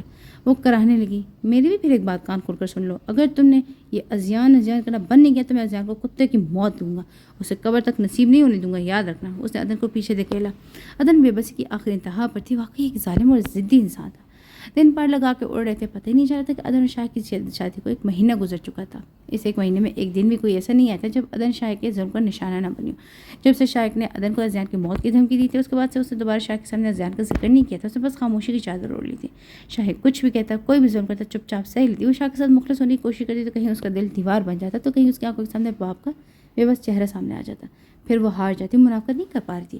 ہاں, شاہ سے اس نے وعدہ لیا تھا کہ اذیان کو کوئی نقصان نہیں پہنچا پائے گا اور آئندہ شاہ کے سامنے اذیان کا تذکرہ نہیں کرے گی. پھر سب نارمل ہونے لگا. اب عدن چپ چپ اور کھوئی رہنے لگی تھی. ابتدا میں تو شاہ نے محبت پیار سے سمجھانے کی کوشش کی تھی, لیکن بس خالی نظر سے اسے دیکھنے لگی تھی. قسمت سے ہارنے لگی تھی. اس نے اپنی یہ ہار قبول کر بھی لی تھی, لیکن شاہ اتنی جلدی ہار ماننے والوں میں سے نہیں تھا. اسے ابھی بھی لگتا تھا کہ شاید وہ عدن کو اپنا بنا لے گا, اور عدن سے بات کرنے کی کوشش کرتا تو عدن خاموش ہو جاتی. کئی دفعہ وہ غصہ پی جاتا تاکہ دوبارہ وہ عدن پر چلاتا, اور اب تو باقاعدہ اس پر ہاتھ اٹھاتا تھا. وہ چپ رہتی. اسے اور اذیت پہنچاتا. چاہتا تھا کہ بولے, اسے روکے, لیکن وہ سب تسلیم کر چکی تھی. شاید ہارنے لگا تھا, لیکن اپنی ہار تسلیم نہیں کر پا رہا تھا. عدن اپنے کمرے میں آنکھیں مون کے لیٹی تھی. جب شاہ اندر داخل ہو, اس کے ہاتھ میں ایک تیز دھار چھری تھی. عدن جانتی تھی کہ کیا کرنے والا ہے. کب کپا کے رہ گئی. عدن وہ ایسے چچا اس کے قریب آئے. عدن دیکھو, پتہ ہے میں کیا کرنے والا ہوں. وہ شاید اب پاگل ہونے لگا تھا. ہاتھ دکھاؤ مجھے, میں نرمی سے کہا تھا. عدن نے اپنا ہاتھ پیچھے چھپا لیا تھا. سنا نہیں, ہاتھ دکھاؤ، چلانے لگا۔ ادن نے صاحب کا ہاتھ آگے کیا، اس نے اس کی کلائی کو اپنے ہاتھ میں پکڑ کر چھری سے کچھ لکھنا شروع کیا۔ ادن نے آنکھیں سختی سے میلی تھی، خون کی دھار بہہ کر اس کی سفید قمیص پر خون کے لال دھبے چھوڑ گئی تھی۔ ادن درد کی شدت سے کراہنے لگی تھی۔ دیکھو ادن، اب تمہارے بازو پر بھی میرا نام ہے۔ اس نے بازو اس کی آنکھوں کے سامنے کرتے ہوگا۔ اتنا سب کرنے کے باوجود تو نارمل تھا، مطلب تمہیں مجھ سے محبت ہے، اس نے اقرار چاہا تھا۔ ادن نے افسوس سے اسے دیکھا، اسے پاس پڑے کپڑے سے خون صاف کیا اور پھر مسکرا کر اس کے بازو کو دیکھنے لگا جہاں اب شاہق لکھا تھا۔ ادن کو اس کی ذہنی کیفیت پر شک ہو رہا تھا، واقعی یہ پاگل ہونے لگا تھا۔ وہ دکھ اور بے بسی کی ملی جلی کیفیت میں اسے دیکھ رہی تھی۔ ادن کے قریب بیٹھا اس کا جائزہ لیتا نظر جھکا کے بیٹھی تھی، آنسو خشک ہو چکے تھے، البتہ رونے کی وجہ سے پورا چہرہ اور آنکھیں لال ہو چکی تھی۔ دکھاؤ، شاہق نے اس کی کلائی لی اپنے ہاتھ پہ لیتے ہوئے درد کی وجہ سے کرائی۔ خون بازو پر جم چکا تھا، البتہ اس کے بازو پر اپنا نام تلاش کرنے کی کوشش کرتا جو ابھی تھوڑی دیر پہلے چھری سے لگا تھا۔ تم ایسی حرکتیں کر کے کیا ثابت کرنا چاہتے ہو شاہ؟ اسے کٹدار نظروں سے دیکھا۔ میری جان، میں کچھ بھی ثابت نہیں کرنا چاہتا، بس میں یہ چاہتا ہوں تم اذیات کو بھول جاؤ، میری اوپر رکھو۔ دیکھو کتنی محبت کرتا ہوں میں تم سے، جب تم ایسا بدتمیزی کرتی ہو نا تو پھر میرا دماغ گھوم جاتا ہے اور یہ نتیجے نکلتا ہے۔ اب وہ زخم کو صاف کرتا، اگر تم ایسے مجھے تکلیف دے کر مجھے نقصان پہنچا کے تم میرے دل سے اذیات کو نکال دو گے تو بہت غلط کرتے ہو تم۔ تحمل سے بول، لیکن شاہ کے لیے یہ بات کافی تھی۔ تم میری ہو تو میں مجھ سے کوئی الگ نہیں کر سکتا۔ سنا تم نے اور اذیات کو تمہاری وجہ سے ہماری زندگی سے کیسے نکالا ہے وہ میں اچھے سے جانتا ہوں۔ اس نے بے دردی سے اس کو بازو چھوڑ دیا تھا اور وہ اسے دیکھتی رہی۔ تم نے میرے ساتھ وعدہ کیا تھا تم مجھ سے کوئی نقصان نہیں پہنچاؤ گے۔ وہ تڑپ اٹھی تھی، اور ایک زبان تم نے مجھے دی تھی کہ ہمارے درمیان اذیات کا ذکر دوبارہ نہیں آئے گا۔ اس تلخی سے کہا، میں وعدہ کرتی ہوں اب نہیں لوں گی نام۔ اسے ہاتھ جوڑ دیے تھے، شارے تلخی سے اسے دیکھ کر کمرے سے باہر نکل چکا تھا۔ شازیہ، شازیہ، وہ اپنے کمرے سے شازیہ کو پکارتے نکلی۔ جی بی جی، شازیہ دوپٹے سے ہاتھ صاف کرتے ہوئے کہا، مجھے مارکیٹ تک جانے تم چلو گی میرے ساتھ؟ اسے سلیقے سے چادر اوڑھتے ہوئے کہا، جی بی جی، میں تو چلی جاؤں، وہ تھوڑی دیر بعد شاہ جائیں گے اور آپ جاتی ہیں، اگر انہیں وقت پر کھانا ملے تو کیا کرتی ہے؟ اسے بے بس سے کہا، تم سنبھال لینا پلیز، اور مجھے ایک دو ضروری چیزیں لینی، میں جلدی آنے کی کوشش کروں گی۔ اس سے التجا کرتے ہوئے کہا اور آگے بڑھنے لگی جب شازیہ کی نظر اس کے ہاتھ پہ پڑی۔ بی بی جی، شاہ صاحب نے کل پھر آپ کو جلایا؟ اس کا بازو اپنے ہاتھ پہ لیتے ہوئے نظر چرا گئی۔ بی بی جی، شاہ جی تو آپ سے بڑی محبت کا دعویٰ کرتے تھے، پھر وہ آپ کو اتنی تکلیف کیوں دیتے؟ انہیں سمجھی سے کہتی، وہ مجھ سے محبت نہیں کرتا شازیہ، اور یہ بات خود بھی نہیں چاہتا، جسے محبت کا نام دیتا محبت کی ضد ہے۔ اتنے وقت سے آپ کے ساتھ رہ رہی بی بی جی، اور روز آپ کے ہاتھ پہ کلائی پر زخم تازہ ہوتا ہے، آپ چلی کیوں نہیں جاتی یہاں سے؟ ہمدردی سے کہتی، اگر میرا کوئی ٹھکانہ نہ ہوتا تو چلی جاتی، لیکن میرا اب اس دنیا میں کوئی۔ اسے دکھ سے کہا شازیہ بس اسے دیکھ کے رہ گئی۔ اچھا تم گھر کا خیال رکھنا، میں تھوڑی دیر میں واپس آتی ہوں۔ ٹھیک ہے۔ وہ موضوع بدل کے اب وہاں سے جا چکی تھی۔ یا اللہ بی بی جی کی مشکلات کو آسانیوں میں بدل دے، اسے دل سے دعا کی تھی، شاید ایسے ہی ہونے والا تھا۔ کار میں بیٹھ کر ڈرائیور کو ہدایت دی تھی، جب ڈرائیور نے اس کی بات کاٹ دی۔ بی بی جی، صاحب جی نے سختی سے ہدایت دی، ان کی اجازت کے بغیر آپ کو کہیں نہ لے کر جاؤں۔ اس تابعداری سے کہا، کیا مطلب؟ میں جب سے اس گھر میں آئی ہوں پہلی بار تمہیں کہیں لے جانے کا کہہ رہی ہوں، تمہیں انکار کر رہے ہو؟ اس نے غصے سے کہا، بی جی میری نوکری، میں مجبور ہوں۔ اس سے کچھ دیر سوچا، پھر موبائل پر شاہ کا نمبر ملا، میں جانے لگی، دوسری موبائل پر سے کال اٹھائی، شاہ مجھے مارکیٹ جانا، تم ڈرائیور سے کہو کہ مجھے لے جائے۔ اس نے بغیر کوئی تمہید باندھے کہا، کیوں مارکیٹ کیوں جانا ہے؟ دوسری طرح سے سوال کیا گیا تھا، مجھے کچھ چیزیں خریدنی ہیں۔ اس نے نارمل لہجے میں کہا، پھر کسی دن لے لیں گے جب میں خود گھر پہ رہوں گا۔ اس سے بھی عام سے انداز میں کہا، ضرور میں انتظار کرتی، لیکن جتنے کپڑے گھر سے لائی تھی نا وہ سب سردیوں کے، اور اب موسم بدل ہے اور کپڑے اب اس قابل نہیں کہ انہیں مزید پہنا جا سکے۔ اسے ایک ایک لفظ چبا چبا کر جا کے شاہ کو بہت کچھ جتا گئی تھی، اور یہ بات اس کی ٹھیک اگلے پورا ہفتہ نہایت بیزی تھا۔ ٹھیک ہے، میری بات کرواؤ ڈرائیور سے۔ اسے ادن کو کہا تو اس نے فون ڈرائیور کی طرف بڑھایا، وہ اب اسے کچھ سمجھا تو مجھے سارے لا تھا۔ ڈرائیور نے کار ایک بڑے سے شاپنگ مال کے سامنے پارک کی۔ گاؤں سے شہر تک آتے آتے تو آدھا گھنٹہ لگ ہی جاتا ہے، چونکہ فارم ہاؤس شہر میں ہی تھا، تو 20 منٹ میں وہ شاپنگ مال کے سامنے تھی۔ اتری تو ڈرائیور بھی اس کے ساتھ چلنے لگا۔ ادن نے حیرت سے اسے دیکھا۔ صاحب جی نے کہا کہ آپ کو اکیلا نہ چھوڑوں۔ اس نے نظر جھکا کر کہا۔ ادن جاتی تھی کہ اسے یہی ڈرے کہ وہ بھاگ نہ جائے۔ وہ صاحب پیتی آگے بڑھ چکی تھی، مختلف دکانوں میں کپڑے دیکھ رہی تھی۔ شاہ باقاعدگی سے ہر ماہ اس کے اکاؤنٹ میں رقم ٹرانسفر کر دیتا تھا، باقی اسے کبھی ادن کی ضروریات کا خیال نہیں آیا تھا۔ ادن بچپن سے ایسے گھر میں رہتی تھی جہاں کپڑے بھی ضرورت کے تحت لیے جاتے تھے، وہ آج بازار نہ آتی اگر وہ کپڑے اب مزید پہننے لائق ہوتے۔ شاہ کی ٹرانسفر کی ہوئی رقم اسے کبھی ضرورت نہیں آئی تھی، اب بھی وہ صرف ضرورت کے کپڑے لے رہی تھی۔ ڈرائیور صاحب بن کے اس کے ساتھ ساتھ چل رہا تھا۔ ڈرائیور کا موبائل بار بار بج رہا تھا، لیکن وہ نظر انداز کرتا۔ شاہ کی کال ہے؟ اس نے سوالی نظر سے دیکھتے ہوئے کہا، نہیں بی بی جی، گھر سے کال آ رہی ہے۔ اس نے تابعداری سے کہا، تو اٹھا کیوں نہیں رہے؟ اسے ایک شرٹ اپنے ہاتھ میں لیتے ہوئے، صاحب نے منع کیا کہ ڈیوٹی کے دوران کال نہیں اٹھانی۔ اسے ایک دفعہ پھر کال کاٹی، یہاں پہ تمہارے صاحب موجود نہیں ہے، اور اللہ نہ کرے کوئی ایمرجنسی بھی ہو سکتی ہے، میں تمہیں کہہ رہی ہوں نا کال اٹھاؤ۔ اسے سختی سے حکم دیا تو مجبوراً اسے کال اٹھا لی۔ اسے فون کان سے لگایا، اس کے چہرے کے تاثرات بدلنے لگے۔ ادن نے اس کے چہرے کی طرف دیکھا جہاں پریشانی کے تاثرات نمایاں تھے۔ اسے کال کاٹ دی۔ کیا ہوا؟ ادن نے سوالیہ لہجے میں کہا، میرا بیٹا چھت سے گر گیا، بی بی اسے کوئی اسپتال پہنچانے والا بھی نہیں ہے، وہ بس رو دینے کو تھا۔ تو تم یہاں کیوں کھڑے؟ جو اپنے بیٹے کے پاس اسے تمہاری ضرورت ہے۔ ادن بھی پریشان ہو گئی تھی۔ نہیں بی بی جی، شاہ صاحب نے منع کیا، آپ کو اکیلے نہیں چھوڑنا، وہ مجھے نوکری سے نکال دیں گے۔ روزگار چھن جانے کا دکھ اس کے الفاظوں میں ہلکورے لے رہا تھا۔ بھاڑ میں جائے تمہارے شاہ جی، کوئی مر بھی جائے تو ان کو کوئی فرق نہیں پڑتا، لیکن مجھے پڑتا ہے، میں تمہیں کہہ رہی ہوں کہ تم جاؤ یہاں، سب میں سنبھال لوں گی۔ بلکہ میں خود بھی تمہارے ساتھ جاتی ہوں۔ اس نے انہیں تسلی دی۔ بیوی جی پتہ نہیں وہاں کتنی دیر لگ جائے گی، بعد میں صاحب جی آپ پر غصہ ہوں گے۔ جانتا تھا کہ شاہ عدن کے ساتھ کیسا رویہ رکھتے ہیں۔ اچھا ٹھیک ہے تم کار بھی ساتھ جو میں ٹیکسی سے گھر چلی جاتی ہوں۔ اسے واقعی اس سے آمدنی تھی۔ شاہ سے کتنی مختلف تھی یہ لڑکی، پھر پتہ نہیں کیوں اس کے ساتھ برا ہو رہا تھا، وہ سوچ کر رہ چکا تھا۔ اور ہاں یہ پیسے بھی رکھو، پیسے ضرورت ہے تو مجھے صرف ایک کال کر دینا۔ اس نے ہزار کے نوٹ اس کے ہاتھ میں پکڑاتے ہوئے کہا اللہ آپ کو خوش رکھے بیوی جی۔ اس کے دل سے دعا نکلی تھی۔ اس کے جانے کے بعد عدن بل دینے کے لیے کاؤنٹر کی جانب بڑھی، جس کے پیچھے سے آتے شخص سے ٹکرا گئی۔ ہاتھ میں پکڑے سارے شاپر زمین پر گر گئے۔ سامنے کھڑا شخص معذرت کرتے زمین پر بیٹھ کر اسے چیزیں سمیٹنے لگا۔ عدن نے ایک نظر اس کے ہاتھ میں بندی گھڑی دیکھی، یہ تو بالکل ویسی گھڑی تھی جو اس نے اذیان پر تحفے میں دی تھی۔ تو کیا یہ اذیان ہے؟ سامنے موجود شخص کا سر جھکا تھا۔ جب وہ اٹھ کے کھڑا ہوتا دونوں کی نظروں کے تصادم نے دونوں کو ساکت کر دیا تھا۔ عدن کو لگا وہ کبھی ہل نہیں پائے گی۔ سامنے موجود شخص کی بھی یہی حالت تھی۔ اسے لگا وہ کوئی خواب دیکھ رہا ہے، ابھی آنکھیں کھولے گا تو سب ختم ہو جائے گا۔ پچھلے 5 مہینے سے وہ جسے ہر جگہ تلاش کرتا جو اس کے سامنے کھڑی تھی، وہ تو چھو کے اسے دیکھ بھی نہیں سکتا تھا۔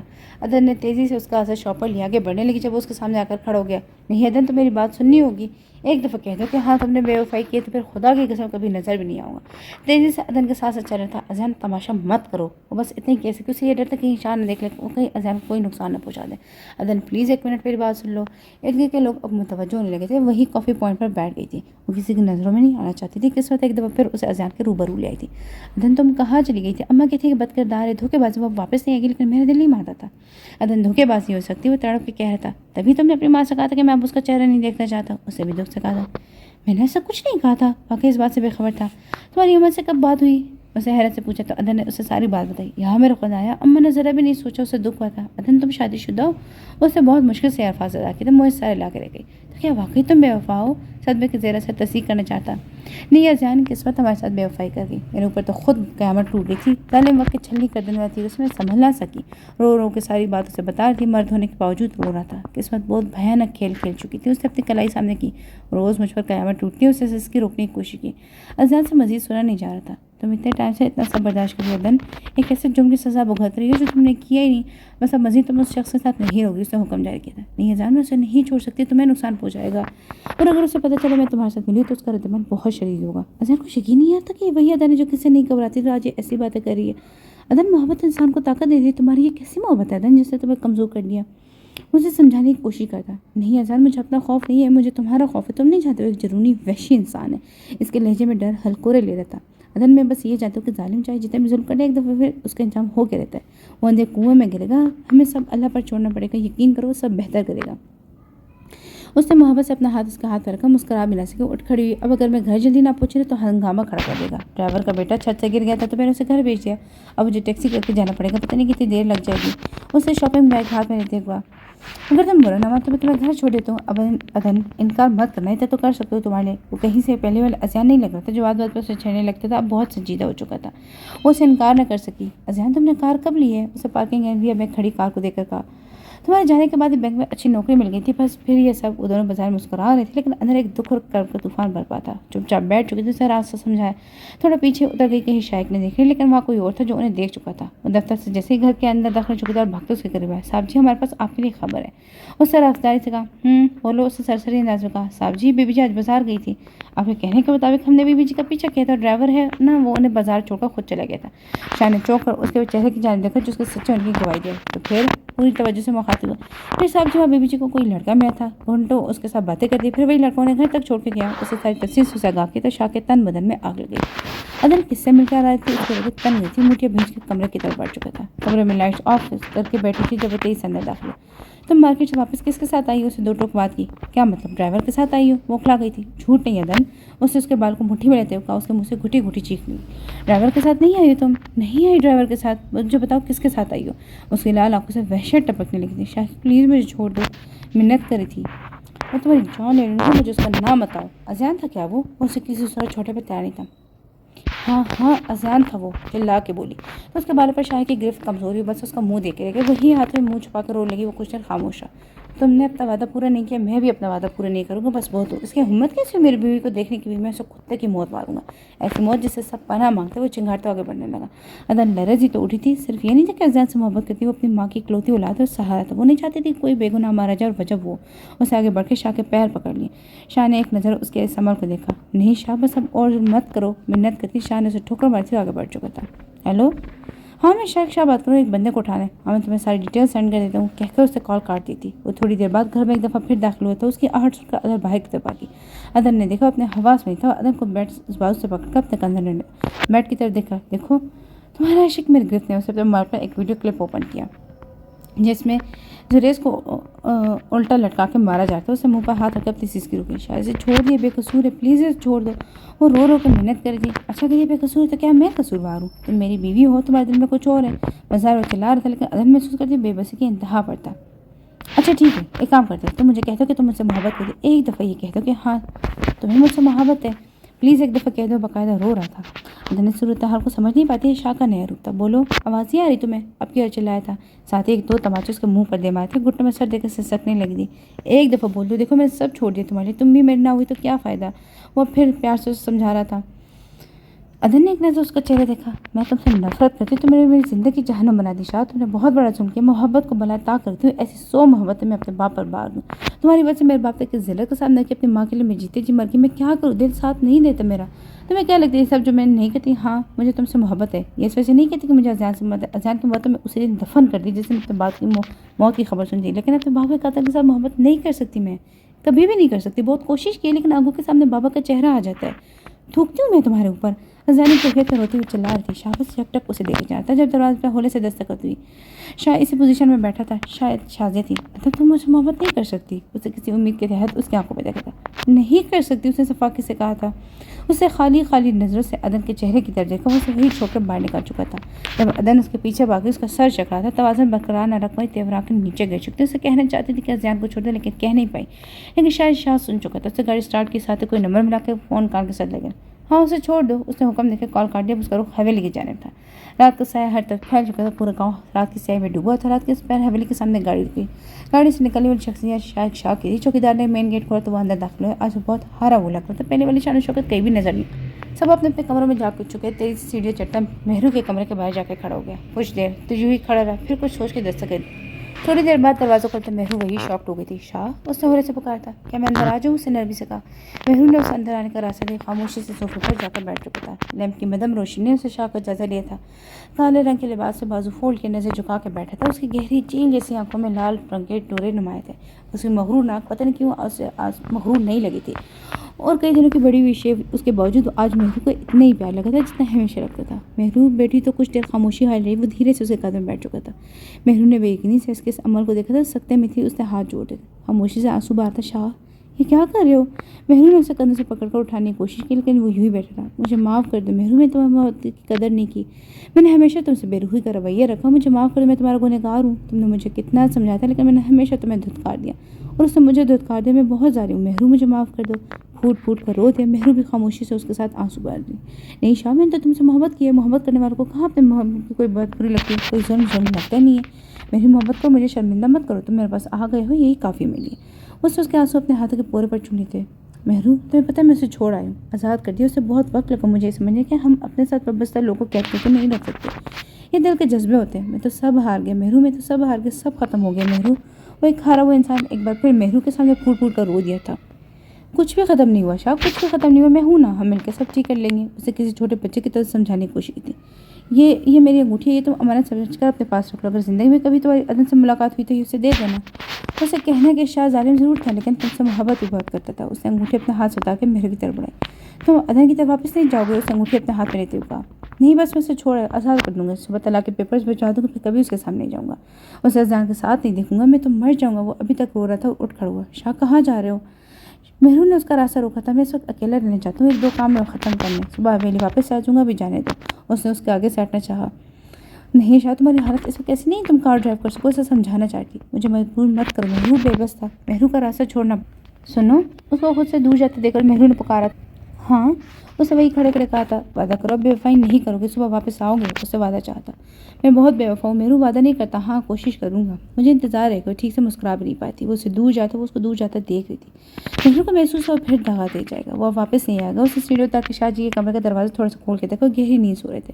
پھر وہ مستقیم شاہ کے کمرے میں گیا، وہ بھی سو رہے تھے، بس وہ پھر حویلی سے نکل گیا تھا، شاید ہمیشہ کے لیے۔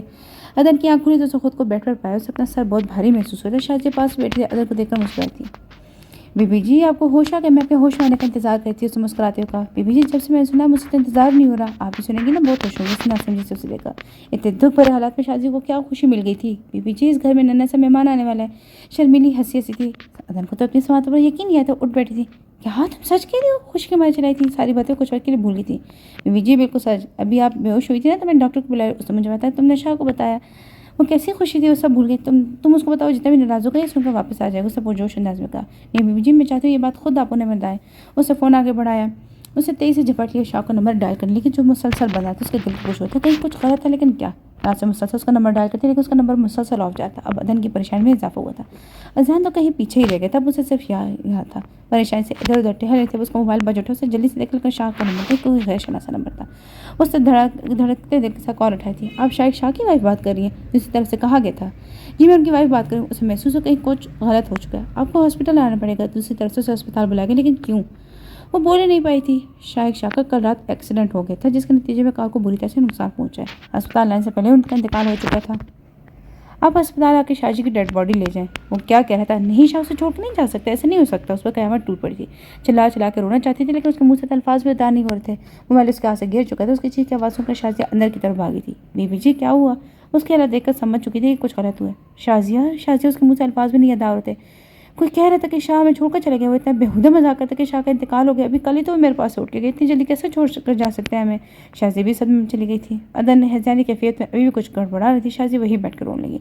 अभी तो किस्मत सब कुछ ठीक होने लगा था, किस्मत एक दफ़ा फिर दगा दे गई थी। शाहजी सोफे पर बैठ के अखबार पढ़ते जब मेहरू सीढ़ी उतर के नीचे उतरती दिखाई। उसने आज शौक रंग का लिबास पहना था, हाथ में चूड़ियाँ पहन रखी थी। आज उन्हें बहुत खिली खिली लगी थी। अस्सलाम वालेकुम शाहजी।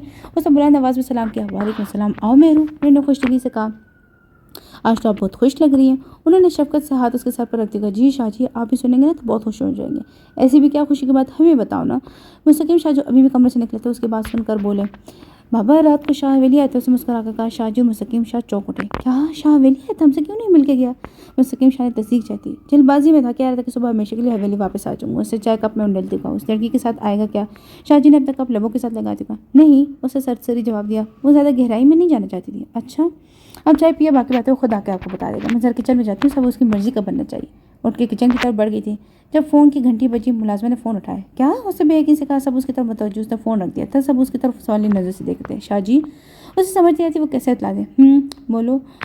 वो उससे इस्तफसार करते। वो छोटे शाहजी का वो रोने लगी। क्या हुआ शाह को? बोलो, जवाब दो। वो उठ खड़े। उसका इंतकाल हो गया। अल्फाज से कि क़यामत। शाहजी वहीं सोफे पर ढह गए थे। मेहरू के अंदर किचन की तरफ जाते कहते एकदम साकत हो चुके थे। मुस्तकीम शाहजी सदमे में थे। अंदर कमरे से निकलती नगीना शाह वहीं तेवरा के गिरी थी। हर कोई ऐसे कि एक दूसरे को बेयकीनी से देख रहा था, जैसे कोई ये कहते कि ये सब झूठ है, लेकिन ये एक जीती जागती हकीकत थी। शाह उन सबके दरमियान नहीं रहा था। शाहजी खुद डेड बॉडी लेने गए थे। अदन वही शाह के करीब नज़र झुका के बैठी थी। शाहजी ने उसके सर पर हाथ रखा था। दुख बहुत बढ़ता, सदमे की इस कैफियत में कि रो भी नहीं पाते। उठे चले हमारे साथ। भैया हवेली की जाने की। उन्होंने उसे सहारा देकर खड़ा किया और फिर लड़खड़ा कर गई थी। वो उसकी बीवी थी। उसे साथ ही जहाँ तक खामोशी से उनके पीछे चलने लगी थी। गाँव में सुबह तक ये खबर फैल चुकी थी। हर आंख अशकवार थी। जवान मौत की लोग शाहजी के पास तज़ियत के ला रहे थे। नगीना शाह ने चीख के सारा घर दहला कर रख दिया था। सबको यूँ महसूस होता जैसे वो पागल हो गई हैं। अदन ने एक तरफ कोने में बैठी खाली नजर से इस शख्स को देख रही जो उसके सामने आंखें मूंद के बैठा था। अदन को यूँ महसूस हो जैसे वो अभी अभी रूठा हुआ है। उसने नज़र उठा के मेहरू को देखा था, बिल्कुल शाह के पहलू में बैठी कदमों की तरफ। अदन को महसूस हो जैसे उससे कोई बात करूँ। शाह होले होले उसे ऐसे पुकारी जैसे अभी उठ कर उसके बात का जवाब देगा। हर बात में जल्दबाजी तो करते थे, मरने में भी जल्दबाजी की। ठीक है तो तुम बहुत बेवफा हो। कल तुम जब मुझे कह रहे थे ना कि मैं कल हवेली वापस आऊँगा, तो मेरे दिल ने कहा था कि तुम वापस आओगे, कभी तो जाने दिया था तुम्हें, लेकिन अब मैं सोचूं ना जाने देती, रोक ली थी। लेकिन मैंने तुम्हारे हर सितम के तुम माफ़ किया शाह, लेकिन इसके लिए कभी माफ़ नहीं करूँगी। तुमने तो जिंदा वापस आना था ना अपने पाँव पर चढ़कर। ये कैसी जिद? अब वो रो नहीं रही थी, वो तो बस उससे बातें करती और अदन तो बस उसके बारे में सोच रही थी जो अभी दुनिया में नहीं आया था। ना वो अपने बाप का चेहरा देख सका, ना उसका बाप उसका चेहरा। मैयत उठाने के लिए मुस्तकीम खुद अंदर आए थे, लेकिन नगीना शाह आगे आके खड़ी हो चुकी थी। उन्हें तो संभालना मुश्किल होता। मेहरू ने उन्हें बहुत मुश्किल से संभाला था। वो तो कह गया था कि मेहरू वो फिर आएगा, मेरे साथ खाना खाएगा, हमें क्यों दगा दे गई है, चिल्ला चिल्ला कर कह रही थी। मेहरू ने तसल्ली भी नहीं दे पाई थी। शाहजी ने खुद मैयत को कंधा दिया था। मेहरू से दूर जाता, शायद इस तरह जैसे रात को उससे दूर किया गया था। जब उसने उसे पुकारा था, वादल नहीं चाहता कि शाह वापस आओगे नहीं। वो जब भी कहीं जाता मेहरू उसे पीछे से ज़रूर पुकारती थी। पता नहीं क्यों वो बहुत चढ़ता था, लेकिन रुक जाता था। जब मेहरू से कहती थी कि जल्दी आना, तो वो उसे घूरी से नवाज के आगे बढ़ जाता था। अब तो मेहरू ये भी नहीं कह सकती थी, क्योंकि अब जो जवाब नहीं देगा उसे। मेहरू ये जानती थी। शाह फिर भी पता नहीं किस उम्मीद के तहत उसने ऊंची आवाज़ में पुकारा था, लेकिन कोई जवाब नहीं आया। पीछे भागी थी और ठीक शाहजी के सामने खड़ी हुई। शाहजी मुझे शाह से एक वादा करना है। چادر اس کے سر سے سرک گئی تھی. شاہ وہ خاموش تھا. میں آؤں گی تم سے ملنے. اسے وہی کھڑے کھڑکا اور آگے بڑھ کر اس کے چہرے سے دیکھا. اسے ایسے محسوس ہوا جیسے وہ کہہ رہا ہو کہ وعدہ کرو. اسے مزید دیکھا نہیں گیا. وہی بیٹھ کے پھوٹ پھوٹ کر رو دی. رونے کی ملی جلی آواز سے ادھن جیسے ہوش میں. اس نے دیکھا میت اٹھا لیا گیا تھا. سب باہر کی طرف جاتے ٹھیک اسی طرح بھاگی جیسے اس دن بھاگی تھی, لیکن شاہ ایک دو پھر اسے دور جا چکا تھا. وہی زمین پر گری شازی اس کی طرف بھاگ کر آئی تھی. اس کی آنکھوں کے سامنے اندھیرا چھانے لگا. وہ ہوش میں آئی تو مہرو کو اپنے پاس آئے. مہرو پھیکا سا مسکرائی. ادھن تم جا گئی, اب کیسا محسوس کر رہی ہو؟ اس کو ہوش میں آتا دیکھ کر مہرو بولی. وہ بس نظر جھکا گئی. تم جانتی ہو نا, تم جب تک خاص خیال رکھیں, تمہارے پاس ہمارے شاہ کی امانت اور آخری نشانی ہے. شاہ کو تو کھو ہی دیا, اسے نہیں کھونا چاہتے ہم. ادھن نے سوالی نظر سے اسے دیکھا. تم گر گئی تھی نا, شاہ جی نے مجھے بتایا. اسے آگے بڑھ کر گلاس میں پانی ڈالتی ہوگا. وہ خود کو نارمل ظاہر کر رہی تھی, کہیں ادھن ہمت نہ آ جائے. اچھا ادھن دیکھو, تم سے کوئی ملنے آیا. بارشہ جب دوبارہ آئی تو وہ اکیلی نہیں تھی, ساتھ زرینہ بھی تھی. ادھن کی طرف لڑکی. ادھن اس کے گھر لے کر پھوٹ پھوٹ کر رو دی. میری بچی مجھے معاف کر دے, میں نے تجھے غلط سمجھا تھا. ابھی شاہ جی کا سن کر رہا نہیں گئی کہ تجھ پر کیا قیامت ٹوٹ گئی. میری بچی وہ دھڑے مار مار کر رہی تھی. ادھن جو شاہ کے جنازے پر نہیں رو سکی تھی, ماں کا آنچل محسوس کر کے پھوٹ پھوٹ کر رو دی تھی. مہرو اپنے جذبات پر قابو نہ رکھ سکی. وہ بھی بے آواز رو رہی تھی, لیکن وہ نہیں چاہتی تھی کہ ادھن ٹینشن لے. دکھ تو ہے, وہ ہلکا نہیں ہو سکتا, لیکن خوشخبری ہے کہ اب نہانی بننے والی ہے. اسے دھیان بٹانے کی کوشش کی. کیا یہ سچ کہہ رہی ہے؟ وہ شوق ہوئی تھی. ادھن نے محض سر ہلا دیا تھا. انہوں نے ادھن کا ماتھا چوما. اللہ اس کے نصیب اچھے کرے, آمین. تو آرام کر. اسے آرام کی تلقین کرتی اٹھ کھڑی ہوئی. مہرو بھی ان کے ساتھ ایک کمرے سے نکل چکی تھی. شاہ کی موت کا دکھ اپنی جگہ, لیکن جب سے حویلی والے نے یہ خبر سنی تھی, انہیں جینے کی کہیں سے پھر ایک امنگ نظر آئی تھی. حویلی کے تمام لوگوں نے اسے قبول کر لیا تھا. مہرو نے بھی بہت حد تک خود کو سنبھالنے کی کوشش کی تھی. ابتدا میں تو تعزیت کرنے والوں کا رش لگا رہتا تھا, پھر ایسا ایسا کمی ہونے لگی تھی. وہ اس گھر کا چشم چراغ کر سعیدوں کی گدی کا ایک لوتا وارث, اس کے آنے کی تیاری ابھی سے کی جاتی. وقت واقعی مرہم ہوتا ہے. سب لوگ بہت حد تک بدل چکے ہیں. سب معمول پر آنے لگا تھا, لیکن پہلے جیسے کچھ بھی نہیں تھا. لیکن شاہ تو بس خاموش رہتی تھی. مستقیم شاہ ظاہر نہیں کرتے, لیکن جوان الا کے دکھ نے انہیں توڑ کر رکھ دیا تھا. ادھن کی یہ خواہش ہے کہ اس بچے کو اسی گھر میں جنم دینا چاہتی, جس گھر میں اسے شاید رخصت کر کے لایا تھا. کوئی بھی اسے اکیلا چھوڑنے کے حق میں نہیں تھا, لیکن آخر سب کو اس کی خواہش ماننی پڑتی. اس گھر لوٹ آئی تھی, لیکن ساتھ ملازمین کا ایک عملہ بھی روانہ ہو چکا تھا. کمرے میں آنکھیں مودے لٹکی جب ملازم نے اسے اطلاع دی. بیوی جی, آپ سے ملنے کوئی اذان آپ کو بندہ آیا ہے. ادھن نے کچھ دیر سوچا. اچھا تو میں نے ڈرائنگ روم میں بیٹھا ہوں, میں آتی ہوں. وہ کہہ کے اٹھنے کی کوشش کرنے لگی. اسے ٹھیک طرح سے چلا نہیں جاتا. ڈرائنگ روم صوفے پر بیٹھا تو اندر دیکھ کر اس کے حالت دیکھ کر بہت کچھ سمجھ چکا تھا. اس کے سامنے صوفے پر بیٹھ گیا. کیسی ہو ادھن؟ اس کی نظر جھکی ہوئی تھی. جس عورت کے بچے کے باپ اس دنیا میں آنے سے پہلے دنیا سے چلے جائے, اس کا کیا حال ہو سکتا ہے؟ اس نے مایوسی سے سوچا. مجھے شاہ کی موت کا بہت دکھ ہوا. میں بہت دفعہ, لیکن دروازہ لاک تھا, گھر میں کوئی نہیں تھا. تعزیت کرنے آیا تھا. ہاں میں ویلی میں تھی, ابھی کچھ دن پہلے ہی آئی ہوں. اسے دوپٹے کے بالوں سے اپنے آنسو صاف کیا. شاہ نے تمہارے ساتھ بہت برا کیا ہے نا. اسے میں تو بہت تکلیف پہنچائی ہے, تم اسے معاف کر دیا زیان. ہمان بھرے لہجے میں کہہ رہی تھی. میں نے اسے معاف کر دیا تھا, بس جو ہوا سو ہو گیا. اسے زبردستی مسکرانے کی کوشش کی. ادھن اسے نام پکارا تھا. تم نے اپنی اگلی زندگی کے بارے میں کیا سوچا ہے؟ اس نے نظر اٹھا کر اس کی طرف دیکھا. کیا مطلب؟ اس نے ناسمجھی سے کہا تھا. مطلب یہ کہ تمہاری اتنی لمبی زندگی پڑی اکیلے کیسے گزارو گی؟ اگر تم چاہو تو میں آج تم سے شادی کرنے کو تیار ہوں. اس بچوں کو اپنا نام دینے کے لیے بھی اسے رک رک کر کے ایک لفظ ادا کیا. نہیں ازیان, اب یہ ناممکن نہیں ہے. پہلے میں صرف ایک عورت تھی, اب میں ایک بیوہ ہوں اور ایک ماں ہوں. میری زندگی کا مقصد اب صرف یہ بچہ ہے. اس کا باپ اسے دور چلے گیا, کیا ایک کم دکھ ہے جو میں اسے اس کے باپ کا نام ہی چھینوں. یہ صرف کہنے کی باتیں ہوتی ہیں ازیان. اس کا باپ شاہ ہی ہے اور یہ اس کی اولاد ہے. تم نے اگر اسے اپنا بیٹا مان ملا تو یہ شاہ کا بیٹا ہی رہے گا. اب سوچتی ہوں تو احساس ہوتا ہے بابا تو چلے ہی گئے ہیں, میں ہی دل بڑا کر لیتی, اسے شادی کی تھی, اسے قبول بھی کر لیتی. مجھ سے ایک لفظ محبت کا سننے کے طرح تھا. مٹی کے نیچے جا سویا. ہم دل بڑا کیوں نہیں کرتے؟ کیوں ہم اپنے ساتھ رہنے والے لوگ کو مٹی کے نیچے جانے کا انتظار کرتے ہیں؟ اگر قصوار وہ تھا تو اتنی قصوار تمہاری ماں بھی تو تھی. اگر وہ اس وقت ضبط کر لی تو شاید میرا باپ زندہ ہوتا. میں اپنے بچے کی زندگی میں کوئی تشنگی نہیں چھوڑنا چاہتی. میں جانتی ہوں اس کی زندگی میں شاید ہمیشہ شاہ کی کمی رہے گی, لیکن میں چاہتی ہوں کہ پہلے شاہ کے ساتھ وفادار نہیں رہی, لیکن اب کوشش کر کے دیکھ لوں تو اپنی زندگی میں آگے بڑھ جاؤ. وہ اس کو وہیں چھوڑ کر آگے بڑھ چکی تھی. حویلی میں بہت وقت بعد سب خوش دکھائی دے رہے تھے. خوش کیوں نہیں ہوتے؟ آج بہت وقت بعد دائم شاہ حویلی آ رہا تھا. مہرو نے بہت وقت سے اسے نہیں دیکھا تھا. وہ اسکول جانے لگا تھا تو اب بس تھوڑا مصروف رہتا تھا. جب سے مہرو نے اس گانے کا سنا تھا, اسے تو رات کو نیند نہیں تھی. بالکل شاہک جیسا تھا. اس جیسی آنکھیں, ویسے ہی ہونٹ, ویسے ہی بال. تھوڑا سا بھی فرق نہیں تھا, لیکن ہاں اس کی عادتیں بالکل شاہک جیسی تھی. ویسے ہی ضدی تھا, بالکل اپنے باپ جیسا تھا. ادھن کے معاملے میں کوئی ادھر کو نظر اٹھا کے دیکھ بھی لیتا تو اس کو منہ بن جاتا. ہاں مہرو کے معاملے میں شاہک سے مختلف رویہ رکھتا تھا. مہرو میں اس کی جان تھی, اسے مہرو بہت پسند تھی. اس کا رویہ ہمیشہ اسے دوستانہ ہوتا تھا. اسے مہرو ہی کہتا تھا. ہاں بالکل اسی لہجے میں جیسے شاہ کہا کرتا تھا. مہرو کو بالکل شاہ جیسے ہی لگتا تھا. جیسے ہی حویلی میں داخل ہوتا سب اس کی طرف لپکے تھے. مہرو, نگینہ شاہ جی, مستقیم شاہ, سب نے اسے اپنے ساتھ لپٹا لیا تھا. سانس تو لینے دے, ابھی ابھی تو آیا ہوں. وہ چھوٹا 5 سال کا بچہ ناک منہ چڑھا کر بولا تھا. بالکل شاہ والا انداز تھا. ادھن مسکرا کے رہ گئی تھی. وہ سیدھا شاہ جی کے پاس جا کر بیٹھ چکا تھا, ٹھیک ویسے جیسے بچپن میں شاہ بیٹھا کرتا تھا. گرینڈ فادر دیکھے, میں نے بابا کے جیسے ہی اسٹائل بنایا ہے. آج صحیح لگ رہا ہوں نا بابا کے جیسا؟ وہ شاہ کی تصویر دیکھتا تھا اور ہر اسٹائل کاپی کرنے کی کوشش کرتا تھا۔ وہ اسے گل لگا کر رو پڑے تھے، نہ سمجھی سے شاہ جی کو دیکھتے تھے۔ آپ رو کیوں نہیں رہے؟ اسے شاہ جی کے آنسو صاف کرتے ہوئے کہا۔ کچھ نہیں، بس شاہ یاد آ گیا تھا۔ انہوں نے محبت سے اس کے ہاتھ چومے تھے۔ آپ سب بابا کو شاہ کہتے تھے نا، آپ سب آج سے مجھے شاہ کہا کریں۔ اسے جیسے حکم جاری کیا تھا۔ ماما آپ آج مجھے بابا سے ملوانے لے کے جائیں گی نا؟ اسے عدن کی طرح دیکھا تو شاہ جی نے بھی سوالی نظر سے دیکھا۔ جی بیٹا ضرور، ابھی آپ مہرو کے پاس جائیں۔ اسے دائم کو مہرو کی طرف بھیجا۔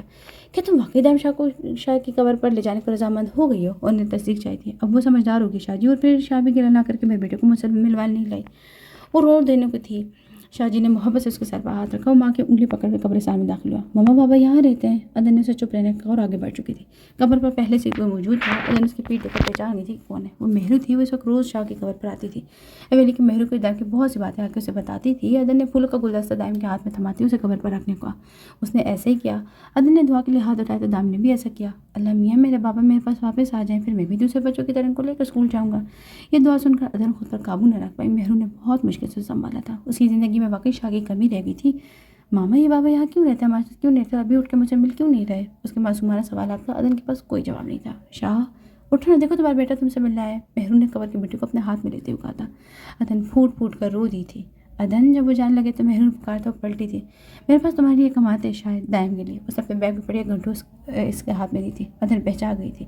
یہ شاہ کی انگوٹھی تھی، کب سے میرے پاس ہے لیکن وقت نہیں ملا۔ ایکسیڈنٹ سے ایک رات پہلے مجھ سے ملایا تھا، تب یہ انگوٹھی مجھے دی تھی۔ کہہ رہا تھا کہ عدن سے کہنا کہ شاہ ظالم تو بہت ہے لیکن تم سے محبت بہت کرتا تھا۔ وہ اب مزید وہاں نہیں رک سکتی تھی۔ آنسو چھپاتی وہاں سے چلی گئی تھی۔ ہاں عدن وہی قبر کے پاس بیٹھ بیٹھ کر رونے لگی تھی۔ میں نہیں چاہتی تم مجھ سے محبت ہی یعنی کہ تمہاری موت نے مجھے توڑ کر رکھ دیا۔ شاہ مجھے زندگی کی دعا نہیں چاہیے، مجھے زندگی کی طلب ہی نہیں ہے۔ سنو شاہ، عدن تمہارے ساتھ ہی مر گئی ہے۔ اسے دائم کو اپنے ساتھ لپٹا لیا تھا۔ جب رو رو کے تھک چکے تھے دور جانے لگے۔ قبر کے اوپر لگی تختی پر شاہ والمستقیم شاہ لکھا تھا۔ آخری آرامگاہ۔ عدن نے خالی خالی نظر سے مڑ کے شاہ کی قبر کو دیکھا۔ ایک الوداعی نگاہ ڈالتی آنسو پیتی آگے بڑھ چکی تھی۔ تیرا چپ رہنا میرے ذہن میں کیا بیٹھ گیا، تیری آوازیں تجھے دیتی کہ گلا بیٹھ گیا۔